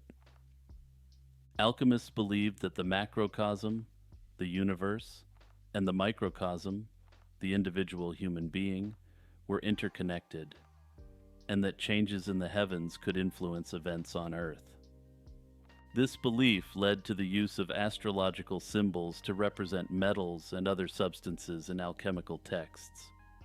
For example, gold was associated with the sun, silver with the moon, and Mercury with the planet Mercury. Alchemists often timed their experiments to coincide with specific astrological events, believing that this would enhance the efficacy of their work. In the early modern period, alchemy began to intersect more directly with the emerging scientific disciplines of chemistry, physics, and biology. Alchemists were among the first to conduct systematic experiments, record their results, and develop theories based on empirical evidence. Early modern scientific thinkers like Isaac Newton and Robert Boyle were deeply influenced by alchemical ideas and practices. Newton, for example, spent considerable time studying alchemy and believed that it held the key to understanding the fundamental laws of nature. And when someone of the intellectual and spiritual capacity of Isaac Newton believes that it's a field that definitely requires more investigation, it just might. Despite its contributions to the development of modern science, alchemy eventually fell out of favor as the scientific revolution progressed. The rise of modern chemistry, with its emphasis on quantitative analysis and the rejection of mystical explanations, led to the marginalization of alchemical practices. The idea that alchemy is real and has been suppressed by elites forms the basis of a very long-standing conspiracy theory. Proponents argue that alchemy was not just a symbolic or proto-scientific practice, but a powerful and effective discipline capable of transforming matter and potentially even bestowing immortality. According to this theory, the true secrets of alchemy have been deliberately hidden from the general public by a powerful few who wish to monopolize this knowledge for their own gain. One of the central tenets of this conspiracy theory is the belief that the elites, including secret societies like the Freemasons or the Rosicrucians, possess ancient alchemical knowledge. This knowledge is thought to allow them to manipulate matter and extend their lives. If they are indeed able to extend their lives, according to this theory, they are able to continue to accrue influence for hundreds, or perhaps even thousands of years. Given the compounding power of time, and minus the ravages of age that come with the passage of time, it is theorized that these groups have accrued functionally infinite power. In the early hours of March 18, 1990, an audacious art heist unfolded at the Isabella Stewart Gardner Museum in Boston. Disguised as police officers, two thieves deceived the night guards into granting them entry under the pretext of investigating a disturbance. Once inside, the guards were subdued and the museum's security compromised in a matter of minutes. Over the next 81 minutes, the thieves executed a meticulously planned raid, stealing 13 artworks valued collectively at approximately $500 million. The stolen pieces included masterworks by Rembrandt as well as Vermeer. Also taken were a Chinese bronze beaker from the Shang dynasty and several works by Degas and Manet, among others. The methodical nature of the theft, which involved cutting paintings from their frames and avoiding leaving physical evidence, indicated a high level of professionalism. The investigation into the heist has spanned decades, with numerous leads pursued and theories proposed about the identity of the thieves and the location of the stolen art. Initial suspicions pointed to a local gang with connections to organized crime in New England and Philadelphia. Over the years, the FBI has focused on several individuals linked to the mob, including a member of the Boston Mafia, who was believed to have information about the artwork's whereabouts. Other suspects include the infamous Irish-American crime lord Whitey Bulger, who some think organized the theft as a means to fund Irish causes. Despite extensive efforts and a reward offer that climbed to $10 million, no conclusive evidence has surfaced to recover the artworks. Further, the key suspects have since passed away, without revealing any definitive clues as to the whereabouts of the art, if they were indeed involved. Notably, the empty frames in the museum continue to hang as placeholders for the missing pieces, symbolizing the hope of their eventual return. The case remains open, with the FBI actively investigating the heist, though at present, given the passage of time, resolution seems unlikely. The concept of the white pill is a term in many online subcultures that has gained traction as a symbol of optimism and resilience. Unlike other pill analogies, such as the red pill or black pill, which represent various forms of awakening to harsh truths or descending into despair, the white pill is fundamentally different. The white pill is rooted in the broader pill meme, which itself originates from the 1999 film The Matrix. In the film, taking the red pill allows the protagonist to awaken to the harsh reality of the world, whereas the blue pill would allow him to remain in blissful ignorance. Over time, this metaphor has been extended and adapted in various online communities to describe different philosophical stances.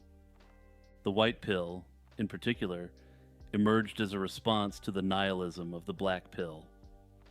The white pill is characterized by an acceptance of reality, combined with an optimistic attitude toward life. It promotes the idea that, even in the face of adversity, individuals should maintain hope and continue striving for personal growth and happiness. This worldview contrasts sharply with the black pill, which often leads to feelings of hopelessness and despair. At its core, the white pill philosophy advocates for optimism in the face of nihilism. This concept suggests that while life may not have inherent meaning, individuals have the power to create their own meaning and find contentment in their circumstances. This approach encourages a stoic acceptance of reality, coupled with the pursuit of personal happiness and self-improvement. Rather than being overwhelmed by difficulties, adherents are encouraged to adopt a can-do attitude, focusing on overcoming obstacles and achieving their goals. This mindset is not about blind positivity, but is instead rooted in a realistic assessment of one's situation and a deliberate choice to approach life with optimism. One conspiracy theory that has gained traction in certain online communities claims that global elites actively suppress the concept of the white pill because it represents a gateway to understanding. According to this theory, after accepting the white pill rather than the black pill, individuals are one step closer to harnessing the power of the law of attraction. Proponents of this theory argue that the white pill directly contrasts with the narrative of powerlessness that many believe is promoted by those in positions of authority. Supporters of this conspiracy theory suggest that the elites have a vested interest in maintaining a population that is disempowered and dependent. By suppressing the white pill, they supposedly prevent the masses from discovering the power of positive thinking and the law of attraction. This suppression is believed to keep people in a state of fear, negativity, and helplessness, making them easier to control. The connection between the white pill and the law of attraction is central to this conspiracy theory. By encouraging people to adopt a positive, proactive approach to life, the white pill is seen as a stepping stone to mastering the law of attraction. Once people realize that their thoughts can shape their reality, they may begin to challenge the existing power structures that rely on fear and control. Thus, the theory argues, elites suppress the white pill to prevent a widespread awakening to this power, especially amongst an online audience susceptible to doomerism. The Sajama Lines, located in the vast highlands of western Bolivia, are a captivating network of thousands of straight paths carved into the earth, covering an area of nearly 10,000 square miles. These ancient lines, visible only from the air, have been the subject of intrigue and speculation due to their size and precision. Historically, the origins of the Sajama Lines remain a mystery. While they are believed to have been created by indigenous peoples living near the Sajama volcano over 3,000 years ago, the exact purpose of these geoglyphs is still not fully understood. Unlike the Nazca Lines in Peru, which include depictions of animals and other figures, the Sajama Lines primarily consist of straightforward paths and geometric shapes. This has led to various interpretations of their use and significance. One theory suggests that the lines served astronomical purposes. It is believed that these lines may have been used to mark celestial events like solstices and equinoxes, helping ancient peoples to understand and predict seasonal changes critical for agricultural practices. This astronomical alignment suggests a sophisticated knowledge of the stars and the cosmos, which was common in many ancient civilizations. Another prevailing theory is that the lines had a spiritual or ritualistic function. This is supported by the presence of shrines and burial towers along the routes, indicating their use in religious ceremonies or pilgrimages. These sacred journeys might have connected various cultural sites across the harsh landscape, creating a network of paths that held both symbolic and practical significance. Moreover, some scholars propose that the lines might have simply been practical in nature, possibly serving as guides for navigation across the high plateau. The lines connecting different villages, shrines, and water sources would have been crucial for the survival and intercommunication of various communities in such a remote and challenging environment. Recent efforts to preserve the Sahama lines include detailed mapping and analysis using geographic information systems.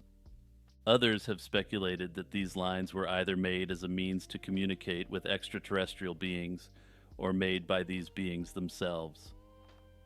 Despite these efforts, much about the Sahama lines remains a puzzle, mirroring the broader challenges of understanding prehistoric human practices and their interaction with the environment. The 1976 Tehran UFO incident. On the night of September 19, 1976, residents in the Tehran metro area reported seeing a bright object in the sky. The object was described as a glowing, pulsating light, which was initially mistaken for a star or aircraft. However, the behavior of this object soon led to more serious concern. It moved erratically and emitted a light so intense that it temporarily blinded those who looked directly at it. The Imperial Iranian Air Force scrambled two F-4 Phantom II jets to intercept the unidentified object. The first jet experienced complete instrumentation failure as it approached the object, forcing it to return to base. The second jet, piloted by Lieutenant Parviz Jafari, also encountered similar issues. As Jafari neared the object, his weapons and communication systems failed, only to return to normal when he distanced himself from the object. Eyewitness accounts from both military and civilian observers were largely consistent. They described the object as metallic and capable of maneuvers far beyond the capabilities of known aircraft at the time. Ground radar operators corroborated these visual sightings, confirming the presence of an unidentified object that exhibited extraordinary speed and maneuverability. Notably, during the encounter, another smaller object reportedly emerged from the primary UFO. This smaller object headed towards the ground, hovered, and then rejoined the main craft before both disappeared at high speed. The ground team that investigated the area the next day found no physical evidence to explain these observations. The incident was extensively investigated by both Iranian authorities and the U.S. authorities. The American report highlighted the credibility of the witnesses and the advanced nature of the UFO, concluding that it was a significant event that could not be easily dismissed. Several theories have been proposed to explain the Tehran UFO incident. The extraterrestrial hypothesis is the most popular theory among UFO enthusiasts. The extraordinary flight capabilities and technological interference suggest that the object may have been an advanced alien craft. Another theory claims that the UFO might have been a secret military project, possibly by a foreign power like the United States. Some skeptics argue that the sightings could be attributed to natural phenomena such as meteors or atmospheric anomalies. However, this theory does not adequately explain the radar data and equipment malfunctions experienced by the jets. Cryptids and cryptozoology represent the boundaries between folklore, myth-making, and science. These creatures are central to the study of cryptozoology, a field that seeks to identify and prove the existence of creatures not yet recognized by the mainstream. The term cryptid was coined in 1983 by cryptozoologist J.E. Wall in an effort to replace terms like monster with something more neutral and scientific. Cryptids are generally defined as animals whose existence is suggested by anecdotal evidence, but remains unproven or not accepted by mainstream science. This definition encompasses a wide range of beings, from the plausible but unverified to the completely fantastical. Also, quick shout out to my favorite fantastical cryptid, the giant shrimp in the laundry room. Cryptozoology can trace its origins to the works of zoologists like Bernard Heuvelmans. Heuvelmans' 1955 book, On the Track of Unknown Animals, is often credited with laying the foundation for modern cryptozoology. The field of cryptozoology is often criticized as pseudoscience because it lacks the rigorous methodologies and empirical evidence required by traditional scientific disciplines. Critics argue that cryptozoologists often rely on anecdotal evidence, eyewitness accounts, and unverified claims, rather than the systematic observation they claim is associated with science. As a result, many in the scientific community view cryptozoology with skepticism. However, proponents of cryptozoology argue that the field is a legitimate pursuit of knowledge, akin to early natural history, where explorers catalog new species based on limited evidence. They contend that just because something has not been scientifically verified does not mean it does not exist. The discovery of previously unknown species, such as the coelacanth or the okapi, which were once considered extinct or mythical, is often cited as justification for the continued search for cryptids. Further, some advocates for the legitimacy of cryptozoology counter that oral histories and folklore are increasingly found to match up with evidence in other fields such as archaeology. However, some conspiracy theorists believe that cryptids themselves are a conspiracy, and not in the way you may initially think. The idea that cryptids could be part of a psyop suggests that the narratives around these creatures are deliberately crafted. According to this theory, they are used to distract from more meaningful issues within the conspiracy theory community, or even test the spread of misinformation. One of the central claims in this theory is that sudden surges in cryptid sightings coincide with unrest. This could be seen as a form of social control, using the allure of the unknown and the sensational to occupy public discourse and media coverage. Additionally, as stated, some argue that the government could be testing the effectiveness of misinformation campaigns by observing how easily cryptid stories are believed and propagated. According to this story, multiple cryptid legends are propagated, each with varying levels of evidence associated with them. The government could then collect data on the penetration of these myths into the population and use this data in more traditional propaganda campaigns. Another theory suggests that belief in cryptids is simply enjoyable because it creates additional mystery and interest in our lives in an increasingly secularized world. Also, if you're interested in cryptids, my first ever iceberg video was on this topic, and I spent 3 hours going fairly deep on them. Operation Gladio was a clandestine stay-behind operation that emerged in Western Europe after 1945, and it has since become a topic of historical investigation and conspiracy theories. Established under the auspices of NATO and supported by the CIA, Gladio's primary intent was to create a network of secret paramilitary groups that could resist a potential Soviet invasion. Although the exact details and extent of its activities remain somewhat murky, Operation Gladio's exposure in the early 1990s sparked shock and controversy. To understand Operation Gladio, it's important to consider the political and military climate of its inception. In the aftermath of World War II, Europe was divided between the capitalist West and the communist East. As Churchill stated, an iron curtain had descended across the continent. Western governments feared that the Soviet Union's influence might spread into vulnerable Western states, potentially orchestrating coups or revolution. In response, NATO, with significant involvement from US and British intelligence agencies, sought to establish stay-behind networks of trained operatives. These individuals were expected to engage in guerrilla warfare, sabotage, and clandestine resistance if the Red Army advanced. These networks were armed and supplied with caches of equipment hidden throughout various Western European countries. While Gladio initially seemed like a logical deterrent against Soviet aggression, it soon took on a much more sinister life of its own. Italy was one of the key places where Gladio's existence came to light, and indeed, the very name Gladio is derived from the Latin word for a Roman short sword, gladius. In 1990, the Italian Prime Minister admitted publicly that the project existed, and a wave of astonishment and political scandal ensued. His revelation confirmed that Italy had hosted a network of secret operatives linked to NATO's anti-communist strategy.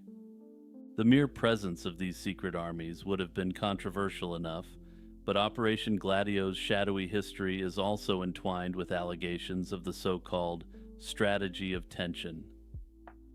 The strategy of tension refers to the alleged use of covert violence and fear to sway public opinion, provoke backlash against particular political groups, and justify repressive state actions. Among the most disturbing claims are that Gladio operatives or their affiliates may have been connected to false flag attacks, such as bombings intended to be blamed on left-wing extremists. Italian investigators and a handful of journalists have long raised the possibility that Gladio-linked individuals played a role in attacks on European soil during the Cold War era. While conclusive evidence remains elusive, the persistence of these allegations has fueled conspiracy theories and stoked significant public mistrust. The years of lead in Italy, running from the late 1960s to the late 80s, was a period of incredible violence from political extremists on both sides. Many conspiracy theorists speculate that the left-wing extremists were funded by the Soviet Union, while the right-wing extremists received support from NATO and the CIA via Gladio. One of the most infamous cases often cited in Gladio conspiracy narratives is the 1980 Bologna railway station bombing, which killed 85 people and injured over 200.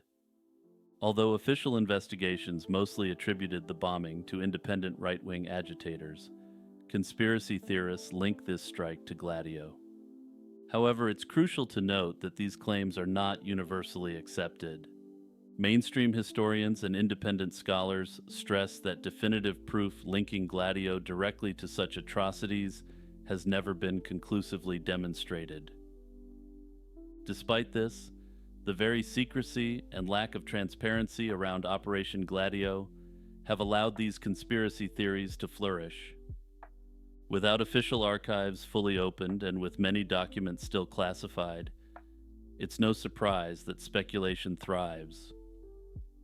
Some believe that NATO and the CIA were not merely preparing for a possible Soviet invasion, but were actively shaping European politics by clandestine means. Under this theory, CIA-backed thugs were used to safeguard conservative and centrist governments at the expense of left-wing parties. In 1975, the United States found itself grappling with revelations that shook public faith in some of its most powerful institutions. The U.S. Senate Select Committee to study governmental operations with respect to intelligence activities, widely known as the Church Committee, emerged in response to growing concerns that federal intelligence agencies had overstepped their legal bounds. Named after its chairman, Senator Frank Church, the Church Committee's purpose was to investigate alleged abuses by organizations such as the CIA, FBI, and NSA. Its work became a defining moment in U.S. history, shining a bright light on clandestine operations and prompting alleged lasting reforms. Long before the Church Committee began its work, suspicions about unchecked power within the intelligence community were steadily growing. In the early 1970s, investigative journalists and whistleblowers brought to public attention numerous questionable activities. Reports suggested that the FBI had targeted civil rights leaders and anti-war protesters, and that the CIA had conducted secret experiments on unwitting U.S. citizens. The famous break-in at the FBI office in Media, Pennsylvania, in 1971, led to the disclosure of the Bureau's COINTELPRO operations. This operation involved surveillance, infiltration, and disruption of domestic political organizations, and has previously been discussed in this series. At the same time, the Watergate scandal and the resignation of President Richard Nixon in 1974 further contributed to a climate of public distrust in government. By the mid-1970s, demands for accountability were simply too loud to ignore. The formation of the Church Committee was a direct response to these demands. Established in January 1975, the committee was made up of senators who sought to restore public confidence by conducting a thorough public investigation. They held numerous hearings, interviewed countless witnesses, and reviewed thousands of documents. The initial findings were startling and shocked the nation. The intelligence agencies, originally designed to protect American interests, had engaged in illegal or unethical practices. These included domestic spying, infiltration of political and activist groups, mail-opening programs, warrantless wiretapping, and disruptions in foreign countries. The public learned that the United States had secretly plotted against heads of state, such as Fidel Castro, and that covert CIA funds had attempted to sway political outcomes abroad. One of the most notorious revelations was the Pentagon's involvement in plots to eliminate foreign leaders. Prior to the Church Committee's investigation, the extent of such activities was largely hidden. Although many attempts had failed, they raised serious questions about the moral and legal boundaries of U.S. foreign policy. The committee's findings showed, for example, that the CIA had explored various methods, often bizarre and macabre, to eliminate figures unfriendly to American interests. The CIA argued such plots were considered necessary during tense Cold War conflicts, but many Americans were shocked to learn that their government had embraced these tactics. Another major concern was the intelligence community's role in surveillance of U.S. citizens. The FBI's COINTELPRO program, running from the 1950s through the early 1970s, had targeted civil rights groups, anti-war organizations, and other political activists. The Church Committee found that the FBI had gone far beyond lawful investigations, using disinformation, harassment, and other forms of intimidation in an effort to stifle dissent. Martin Luther King Jr. was a frequent target, harassed through anonymous letters and intense monitoring. Meanwhile, the NSA and CIA had also been monitoring the communications of American citizens without proper oversight. At the time, there were few legal mechanisms to limit these domestic intelligence operations, which often proceeded unchecked for decades. The CIA's MK-Ultra program, a notorious covert operation aimed at understanding and manipulating human behavior, also came under the Church Committee's scrutiny. Also stay tuned because I'll be discussing one of the most bizarre MK-Ultra operations called Operation Midnight Climax shortly. The program's existence had only recently come to light through documents disclosed to investigative journalists. Beyond specific programs, the Church Committee was concerned with the structural factors that enabled such abuses. It identified a lack of oversight, both internal and external, as a root cause of illegal operations. Intelligence agencies, shielded by secrecy and justified by national security concerns, had often acted with near total autonomy. The committee's reports emphasized that democracy requires transparency, accountability, and a system of checks and balances. The reports found when intelligence agencies operate in the shadows, it's too easy for them to drift from their lawful mandates and engage in activities that undermine civil liberties. In the years since its release, the Church Committee's final report has continued to be a valuable reference for historians, journalists, policymakers, and citizens. The official stance of the U.S. government is that the Church Committee cleaned house on unethical behavior by intelligence agencies. Despite this alleged legacy, there are critics who argue that the reforms didn't go far enough. While there's now more oversight in place, national security agencies still operate largely behind closed doors. Most conspiracy theorists contend that the United States has failed to fully internalize the lessons of the Church Committee because intelligence abuses continue to surface. Hey everyone, it's Jimmy here, just reminding you to subscribe to my channel because there's a lot more content coming in this series. Now back to business. Operation Midnight Climax.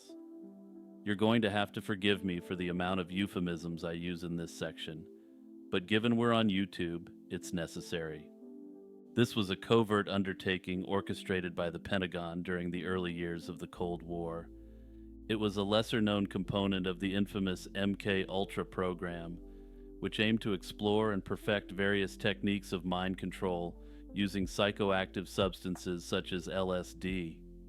While the broader efforts involved a vast array of experiments, Operation Midnight Climax represented a more peculiar chapter in this dark narrative. Taking place primarily in the 1950s and early 1960s, Operation Midnight Climax was staged at safe houses in San Francisco and, to a lesser extent, in New York City. These were no ordinary homes. They were furnished with hidden cameras, two-way mirrors, and all the necessary accoutrements to ensure that the Pentagon's clandestine activities remained hidden.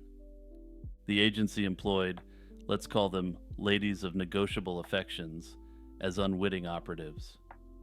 These women, who had been recruited through less than conventional channels, served as the lures, enticing unsuspecting men into these covert dens of intrigue. Once inside, these men would be plied with illicit cocktails laced with LSD to see how they behaved under the influence of these mind-bending chemical agents. The setup was simple yet insidious. Men visiting these safe houses believed they were in for an evening of earthly delights. Unaware that their every move was being scrutinized from behind a mirror, they would become the unwitting stars of a clandestine theatrical performance.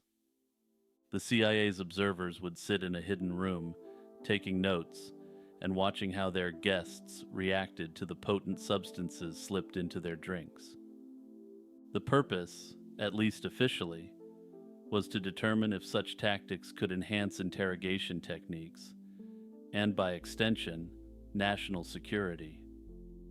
The entire experiment was fueled by a belief that certain substances could lower inhibitions, unlock secret motivations, and induce a state of psychological pliability. These experiments didn't merely involve observing how individuals interacted socially or romantically while under the influence. Rather, they were intended to see if substances could turn even the most tight-lipped subject loose. But the men involved weren't enemy agents being interrogated. They were ordinary American civilians turned into lab rats against their will. The history of Midnight Climax is complicated by the clandestine nature of its inception. Given that much of the documentation was either destroyed or heavily redacted, historians and journalists have often relied on interviews with former officials and secondary accounts. Only the basic facts, that the CIA ran safe houses, dosed unwitting men with LSD, and observed them through hidden mirrors, are widely accepted. The exact scope of any testing done, and the duration of the testing, is open for debate. Conspiracy theorists continue to speculate that Operation Midnight Climax was merely the public-facing tip of a much deeper iceberg of nefarious activity. Given this was an early Pentagon program, some suggest that these techniques went on to be refined and redeployed in other contexts, both foreign and domestic. Gulf War syndrome is a chronic multi-symptom disorder that has affected a significant number of veterans who served in Operation Desert Storm. Many veterans returned home reporting persistent health issues, including fatigue, joint pain, memory problems, headaches, respiratory difficulties, and gastrointestinal disturbances. While medical experts and government agencies have recognized these illnesses, the exact causes remain controversial. The complexity of GWS, coupled with the uncertainty surrounding its origins, has fueled allegations of a cover-up and sparked numerous conspiracy theories. Over the years, these theories have involved claims that U.S. and Allied forces were exposed to harmful experimental substances and that the Department of Defense knew. Initial reports of Gulf War syndrome were often thought to be related to combat-related PTSD or other well-recognized psychological conditions. Gradually, research began to acknowledge that these ailments did not fit neatly into known psychological conditions.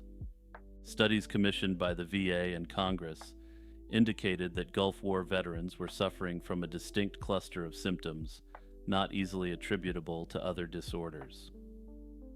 Some reports have suggested that exposure to toxic environments, such as oil well fires, depleted uranium, nerve agents, or pesticides, could have triggered this condition. Alongside scientific investigations, a parallel narrative of conspiracy and cover-up has taken shape. Veterans advocacy groups and investigative journalists have pointed to the slow pace of government responses, the shifting of blame, and the lack of transparent communication. Some veterans believe that classified documents, or those only partially released, contain evidence that the government knew more about the hazards Gulf War troops faced than it let on. Declassified Pentagon documents have occasionally hinted at circumstances where coalition forces were potentially exposed to low-level chemical warfare agents. However, these hints often lack conclusive evidence or are surrounded by potentially contradictory interpretations. The Index Librorum Prohibitorum, better known as the Index of Forbidden Books, was a list maintained by the Roman Catholic Church that cataloged publications deemed heretical.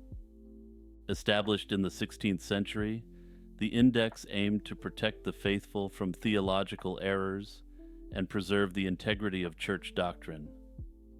Over its 4-century existence, it reflected the Church's efforts to control the dissemination of ideas and uphold religious orthodoxy.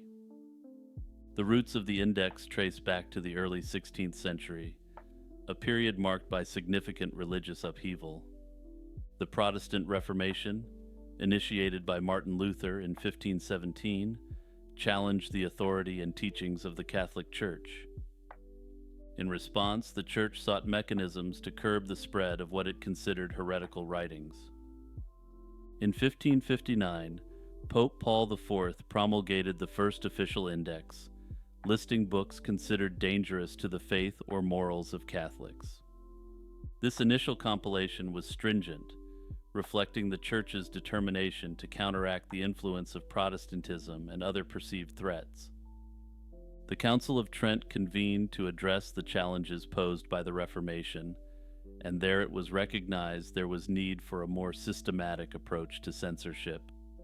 Consequently, in 1564, the Tridentine Index was published under Pope Pius IV, accompanied by a set of guidelines known as the 10 Rules. These rules outline the criteria for prohibiting books and the procedures for censorship. The responsibility for maintaining and updating the index was entrusted to the Sacred Congregation of the Index, established in 1571 by Pope Pius V. This body operated under the Roman Inquisition and was tasked with examining publications for heretical content. The congregation had the authority to ban books, mandate corrections, and grant permissions for reading prohibited works under specific conditions. Enforcement of the index varied across regions and periods. While the Church wielded significant influence, the practical implementation of book bans depended on local church and secular authorities. In some areas, prohibited books circulated clandestinely, and enforcement was lax, whereas in others, authorities rigorously suppressed banned literature. The index encompassed a wide array of works, including those by prominent scientists, philosophers, and theologians. Nicholas Copernicus's publication, which proposed a heliocentric model of the universe, was suspended until corrected in 1616 due to its contradiction of the geocentric view endorsed by the Church. Similarly, Galileo Galilei's advocacy for Copernican heliocentrism led to his works being placed on the index, and he faced trial by the Inquisition in 1633. Over time, the effectiveness and relevance of the index waned, particularly as secular authorities and public opinion increasingly championed freedom of expression. Recognizing the changing intellectual climate, The Church ceased publication of the index in 1966 under Pope Paul VI, relegating it to a historical document. Conspiracy theories about the Index of Forbidden Books suggest it was more than a tool for safeguarding faith. According to theorists, it served to suppress revolutionary ideas that could challenge the Church's authority or broader power structures. Critics argue that by banning works on science, philosophy, and governance, the index aimed to stifle intellectual advancements and maintain control over societal narratives. Some theorists claim the Church deliberately sought to keep the public uninformed, ensuring dependence on religious doctrine rather than independent reasoning. Others speculate that certain books were included not solely for theological reasons, but to hide knowledge of ancient wisdom or esoteric secrets, threatening established religious interpretations.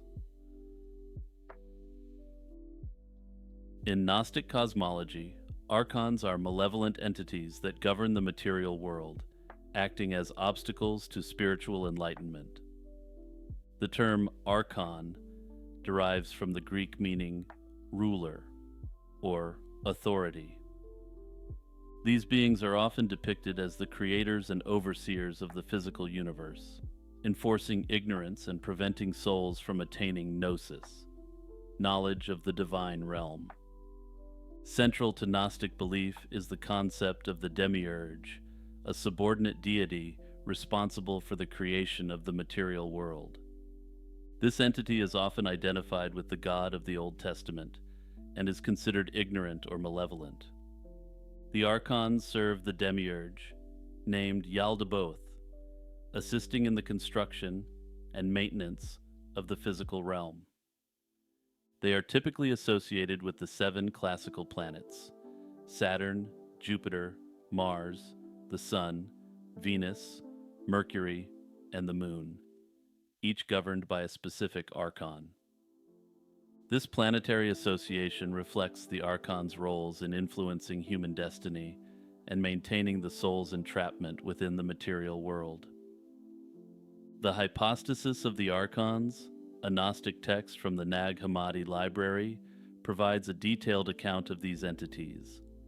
It describes the archons as androgynous beings with faces resembling beasts, highlighting their corrupt and deceptive nature. Their leader, Yaldabaoth, is portrayed as a lion-faced serpent, embodying arrogance and ignorance. Yaldabaoth's proclamation, "I am God, and there is no other God beside me," is said to exemplify his delusion and his lack of awareness of the true, transcendent God. According to this belief, Jesus Christ represents the true universal transcendent God sent to earth, explaining the significantly different teachings of Jesus from the God of the Old Testament. Gnostic teachings emphasize that the material world, crafted by the archons, is inherently flawed and a source of suffering. Human souls, considered divine sparks, are trapped within physical bodies, subjected to the archon's control. Salvation, according to Gnostic belief, involves transcending the material realm by acquiring gnosis.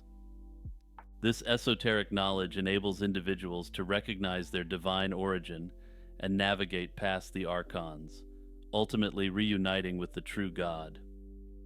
The archons' influence extends to human thoughts and behaviors. They are believed to instill ignorance, fear, and material desires, diverting souls from spiritual awakening. By manipulating human consciousness, the archons maintain their dominion over the material world, ensuring that souls remain ensnared in the cycle of birth and rebirth. The abduction of Megumi Yokota remains one of the most haunting, unresolved cases in Japan's modern history. On November 15, 1977, the bright and cheerful 13-year-old disappeared while walking home from badminton practice in Niigata Prefecture. At the time, her family and local authorities were baffled by her sudden disappearance, suspecting a tragic accident or a crime closer to home. It would take over 2 decades for the truth to emerge. Megumi had been abducted by North Korean operatives as part of a covert program to kidnap Japanese citizens. But let's briefly discuss why this was happening first before we return to Megumi's case specifically. During the late 1970s and early 1980s, North Korea carried out a systematic campaign of abductions, targeting citizens from Japan, South Korea, and other countries. The motives behind these kidnappings were multifaceted. Some abductees were forced to teach Japanese language and culture to North Korean spies. Others had their identities stolen so operatives could infiltrate Japan and other nations undetected. In some cases, the abductees were reportedly used to populate isolated communities in North Korea, providing Japanese spouses for North Korean citizens. Notably, the understanding is that these Japanese spouses would teach their children to speak Japanese at a native level, resulting in perfect infiltrators into Japanese society. The Japanese government officially recognizes 17 of its citizens as having been abducted by North Korea, though some advocacy groups believe the true number is much higher. Megumi Yokota's abduction stands out not only because of her age, she was just a schoolgirl, but also because her case became a focal point for Japan's struggle to resolve the abduction issue. Her disappearance and the subsequent revelations sparked national outrage, galvanized international support, and placed immense pressure on the Japanese government to act. On the day of her disappearance, Megumi had finished badminton practice at school and was walking home with her friends. She parted ways with them around 6 p.m., just a short distance from her home. When she failed to return, her parents, Shigeru and Saki Yokota, began a frantic search, eventually involving local police. At first, authorities suspected she might have run away or been the victim of an accident or crime. However, no clues whatsoever emerged, and the case went cold. For over 20 years, the Yokota family lived in anguish, not knowing what had happened to their daughter. It wasn't until the late 1990s that North Korean defectors began revealing details of an abduction program targeting Japanese citizens. By 2002, Megumi's name surfaced as one of the confirmed abductees, shocking her family and the Japanese public. In a groundbreaking development in 2002, then Japanese Prime Minister Junichiro Koizumi visited Pyongyang for talks with North Korean leader Kim Jong-il. During this meeting, North Korea admitted to abducting 13 Japanese citizens, including Megumi. The regime claimed that 5 of the abductees were still alive and would be returned to Japan, while the remaining 8, Megumi among them, had allegedly died. North Korea presented evidence to support these claims, including purported remains of Megumi, which they said had been cremated. However, the evidence provided by North Korea was riddled with inconsistencies. DNA testing conducted in Japan on the remains purportedly belonging to Megumi yielded inconclusive results, fueling significant skepticism. The Yokota family and the Japanese government openly challenged the credibility of North Korea's claims, arguing that the regime had a vested interest in obscuring the truth. Many Japanese citizens, moved by the Yokota's plight, began to believe that Megumi might still be alive. North Korea maintains that she ended herself in 1994 while struggling with depression while in captivity. Several reports and testimonies have fueled speculation that Megumi might still be alive. For example, some North Korean defectors have claimed to have seen her or heard about her living in North Korea in recent years. Additionally, the circumstances of her alleged death and cremation have been questioned, as they don't align with known North Korean practices. In 2014, the Japanese government reopened its investigation into Megumi's fate, sending a delegation to North Korea as part of renewed negotiations. However, the talks stalled, and no new evidence emerged to clarify her status. Raphael's portrait of a young man, painted in 1514, is a significant work from the Italian High Renaissance. The subject's identity remains unverified, though many scholars have traditionally regarded it as Raphael's self-portrait.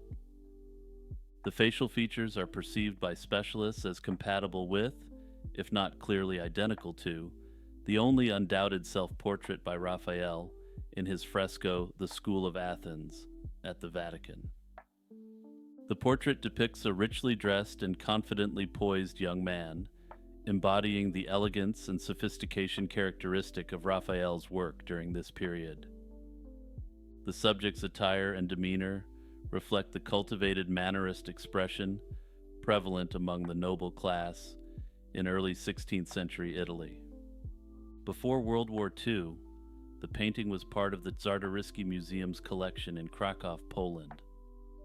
The museum, established by Princess Izabela Czartoryska in the early 19th century, housed numerous masterpieces, including works by Leonardo da Vinci and Rembrandt.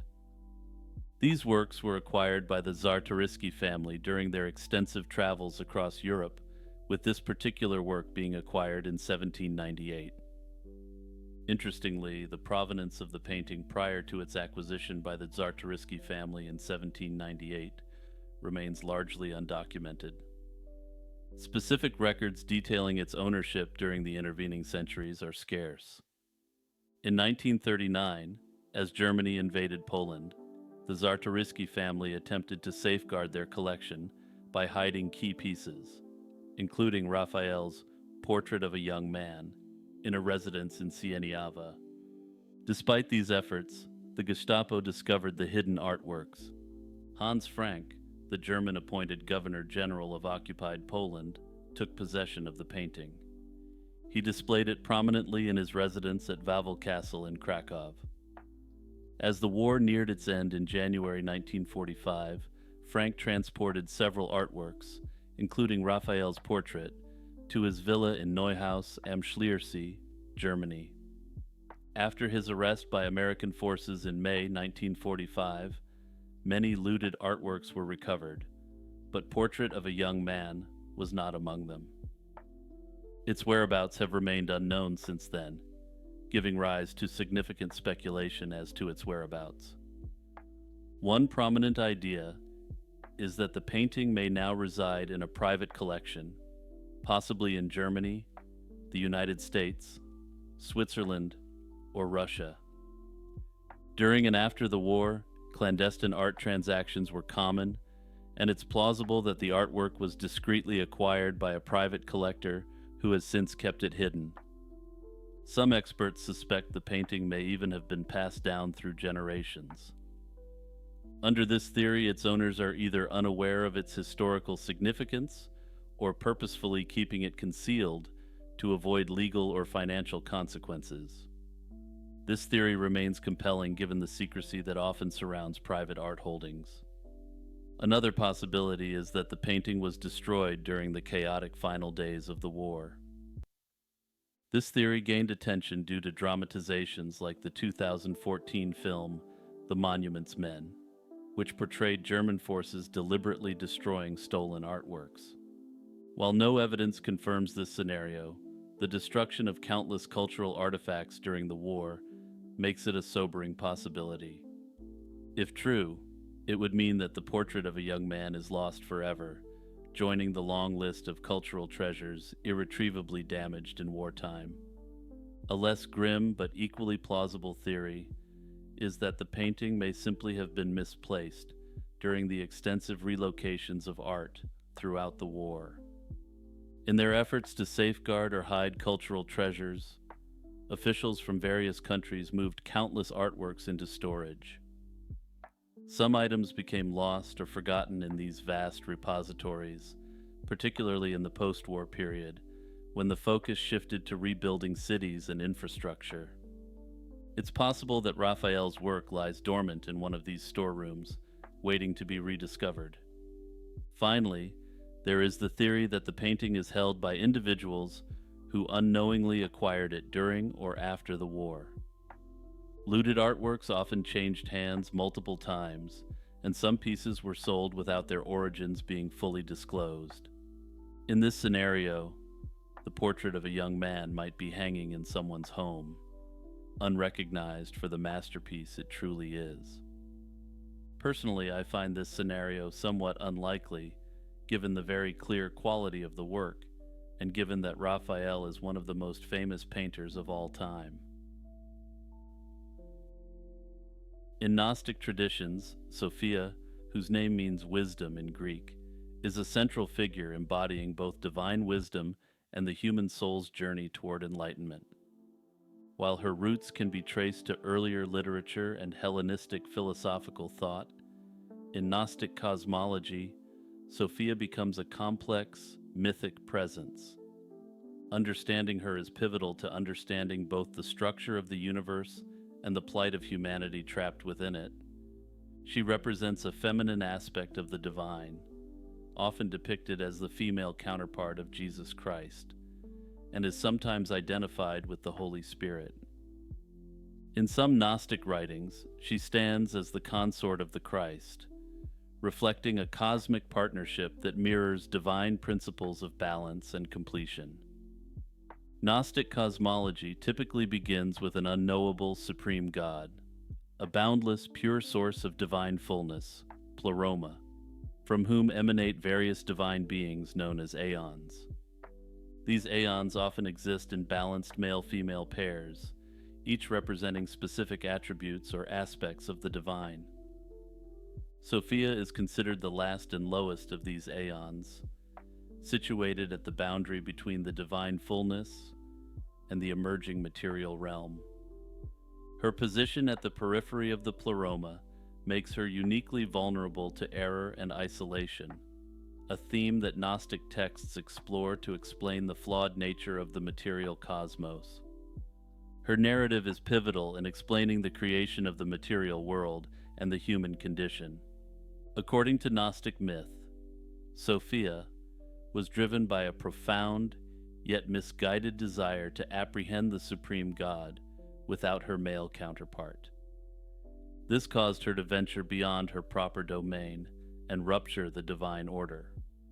This unauthorized action leads to her fall from the pleroma and results in the birth of a flawed being, the demiurge. Yaldabaoth, ignorant of his true origins and divorced from the wisdom inherent in the pleroma, creates the material world as a distorted reflection of the divine archetypes. The act of creation by this lesser, ignorant deity ensures that the physical cosmos is marred by imperfection, suffering, and confusion, far removed from the harmonious pleroma. Sophia's fall is not just a cosmic event, but also a reflection of the human soul's entrapment in the material world. Just as Sophia descends into ignorance, so too does the human spirit become enmeshed in the realm of matter, imprisoned by the demiurge and his archons. And as we discussed earlier in this video, the archons are subordinate powers who maintain the cosmic illusion. In this way, Sophia's plight is mirrored in the human condition, highlighting the Gnostic belief that sparks of divine light reside within each soul, needing only the right knowledge to awaken. Her story symbolizes the soul's descent into ignorance and its potential for redemption through gnosis, or esoteric knowledge. Gnostics believe that by attaining this knowledge, often revealed through Christ, individuals can transcend the material realm and return to the divine source. This knowledge reconnects the human spirit with Sophia's original nature and restores proper alignment with the pleroma. The narrative of Sophia varies among different Gnostic sects.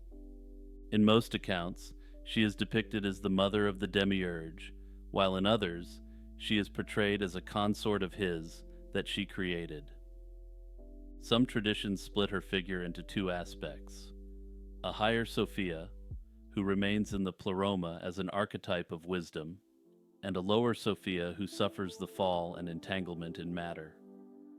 This dual Sophia motif underscores the complexity of her myth, allowing Gnostic writers to address both the original perfection and the subsequent deviation that gave rise to the broken world.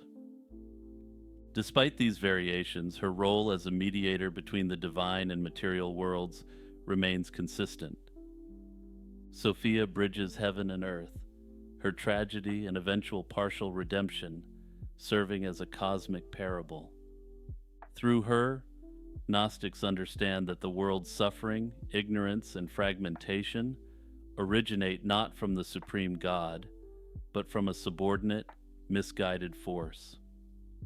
Sophia's story also highlights the Gnostic view of the material world as inherently flawed. The creation of the world by the demiurge, a being born out of Sophia's error, underscores the belief that the physical realm is a deviation from the divine order. Unlike Orthodox Christian theology, where creation is seen as the intentional, benevolent act of a loving God, Gnosticism posits a starkly different narrative. And for anyone wondering, here's where we really get into the conspiracy. Under this belief, the world is an existential prison fashioned by a lesser, deluded creator. Conspiracy theories surrounding the suppression of knowledge about Sophia propose that elites, including secret societies and religious institutions, have long sought to bury her story. According to these theories, such elites recognize that widespread awareness of Sophia's narrative would challenge the established religious and political order. This would allow people to acquire true knowledge and destabilize the authority they wield over the masses. They fear that if people understood that their souls harbor a spark of divinity and potential for direct communion with the true source of creation, they might become ungovernable. These conspiracies suggest that the elites have historically manipulated religious texts, censored Gnostic scriptures, and promoted doctrines that highlight a transcendent, male-dominated God. By doing so, they maintain a spiritual vacuum that they can fill with controlled dogmas designed to reinforce hierarchies. Adherents to these conspiracy theories also argue that acknowledging Sophia's narrative would expose the material world as a flawed creation of a lesser demiurge. This would necessarily undermine the legitimacy of worldly power structures, wherein top-down power structures are inherently accepted and often viewed as in accordance with divine will. If individuals realized their entrapment in this lower realm and accessed liberating gnosis, the result could be the collapse of institutional control and a society oriented toward self-discovery. From both the American perspective and the Vietnamese perspective, the Vietnam War was one of the most tumultuous episodes in recent history. It cost the lives of more than 58,000 U.S. service members and left a nation divided over its foreign policy, military engagement, and moral responsibilities. As the war drew to a close, one of its most enduring and controversial legacies emerged: the question of whether American soldiers were knowingly left behind in Vietnam. Although the U.S. government maintains that it has never deliberately left any soldier behind, a series of allegations, rumors, and conspiracy theories have persisted for decades. These claims center on suggestions that some American POWs were not returned at the war's end, with the truth allegedly obscured by bureaucracy, secrecy, and political expediency. The heart of this controversy lies in the confusion and chaos that surrounded the war's final years. The Paris Peace Accords, signed in January 1973, provided for the return of American POWs, a process that became known as Operation Homecoming. Between February and April 1973, North Vietnam released 591 American prisoners, who were then repatriated to the United States. However, as the war ended and American involvement ceased, questions arose over the completeness of these lists and whether all captured personnel had truly been accounted for. While official tallies insisted that all known POWs had been returned, The existence of more than 2,500 U.S. personnel listed as prisoners, missing, or otherwise unaccounted for fueled suspicion. Gradually, the number of missing would be reduced as remains were identified and repatriated, but the lingering uncertainty helped give rise to conspiracy theories. One significant catalyst for these suspicions came in the form of testimony and allegations from individuals who claimed first-hand knowledge of prisoners left behind. Throughout the 1980s, certain groups and individuals, including many former military personnel and private researchers, insisted that the Vietnamese had not released all the POWs. They argued that American officials, perhaps due to the political sensitivities surrounding the war and normalization of relations with Vietnam, did not do enough to recover these men. These claims gained national attention and even prompted official investigations. In 1991, the U.S. Senate Select Committee on POW and MIA Affairs, led by Senators John Kerry and Bob Smith, conducted an extensive inquiry. The purpose of this was to determine whether American POWs were still alive and held against their will in Southeast Asia. After nearly a year of hearings, document reviews, and interviews, the committee's 1,223-page report, released in 1993, concluded that there was, quote, no compelling evidence that proves that any American remains alive in captivity in Southeast Asia. It acknowledged that, quote, some Americans who remain unaccounted for could have survived their incident and remained in captivity after the end of U.S. involvement in the war. However, it hadn't found any credible intelligence that indicated living POWs were still around at the time of the report, leading to the dark reality that many of these individuals had since passed. The committee's conclusion largely reinforced the official U.S. government stance that no service members were intentionally abandoned. Yet the committee's findings didn't silence the skeptics. Some argued that the committee did not have full access to classified materials, or that certain witness testimonies and intelligence reports were ignored or downplayed. Over the years, numerous books, documentaries, and advocacy groups have continued to argue that at least a small number of Americans were left behind. Organizations such as the National League of POW and MIA Families continue to press for full accountability and transparency. In my view, part of what keeps these theories alive is the inherent difficulty in proving a negative. The government can assert that no one was left behind, but the fact that many remains were initially not recovered, coupled with the chaotic nature of the conflict, leaves room for doubt. Further, it was explicitly admitted that some servicemen were indeed left behind, though there was no evidence to suggest that they were alive by the time a committee was actually convened. Conspiracy theories often hinge on alleged hidden documents, secret communiques, or coded messages from Vietnamese officials. One common thread involves the claim that the U.S. government considered POWs as bargaining chips in negotiations or withheld information to avoid domestic backlash. These theories vary in specifics and evidence, but their general thrust is that officials are either incompetent, uncaring, or malicious. For instance, some point to the case of Robert Garwood, who was captured and stayed in Vietnam after the war ended, only surfacing in 1979. Garwood's complex story, he claimed to have seen other American POWs long after Operation Homecoming, fueled speculation. Cases like Garwood's, while extremely rare, reinforce the perception that unexpected twists still lurk out there, waiting to be discovered. Remember to like, subscribe, and click on one of the videos above to keep watching my content. Peace out, everyone.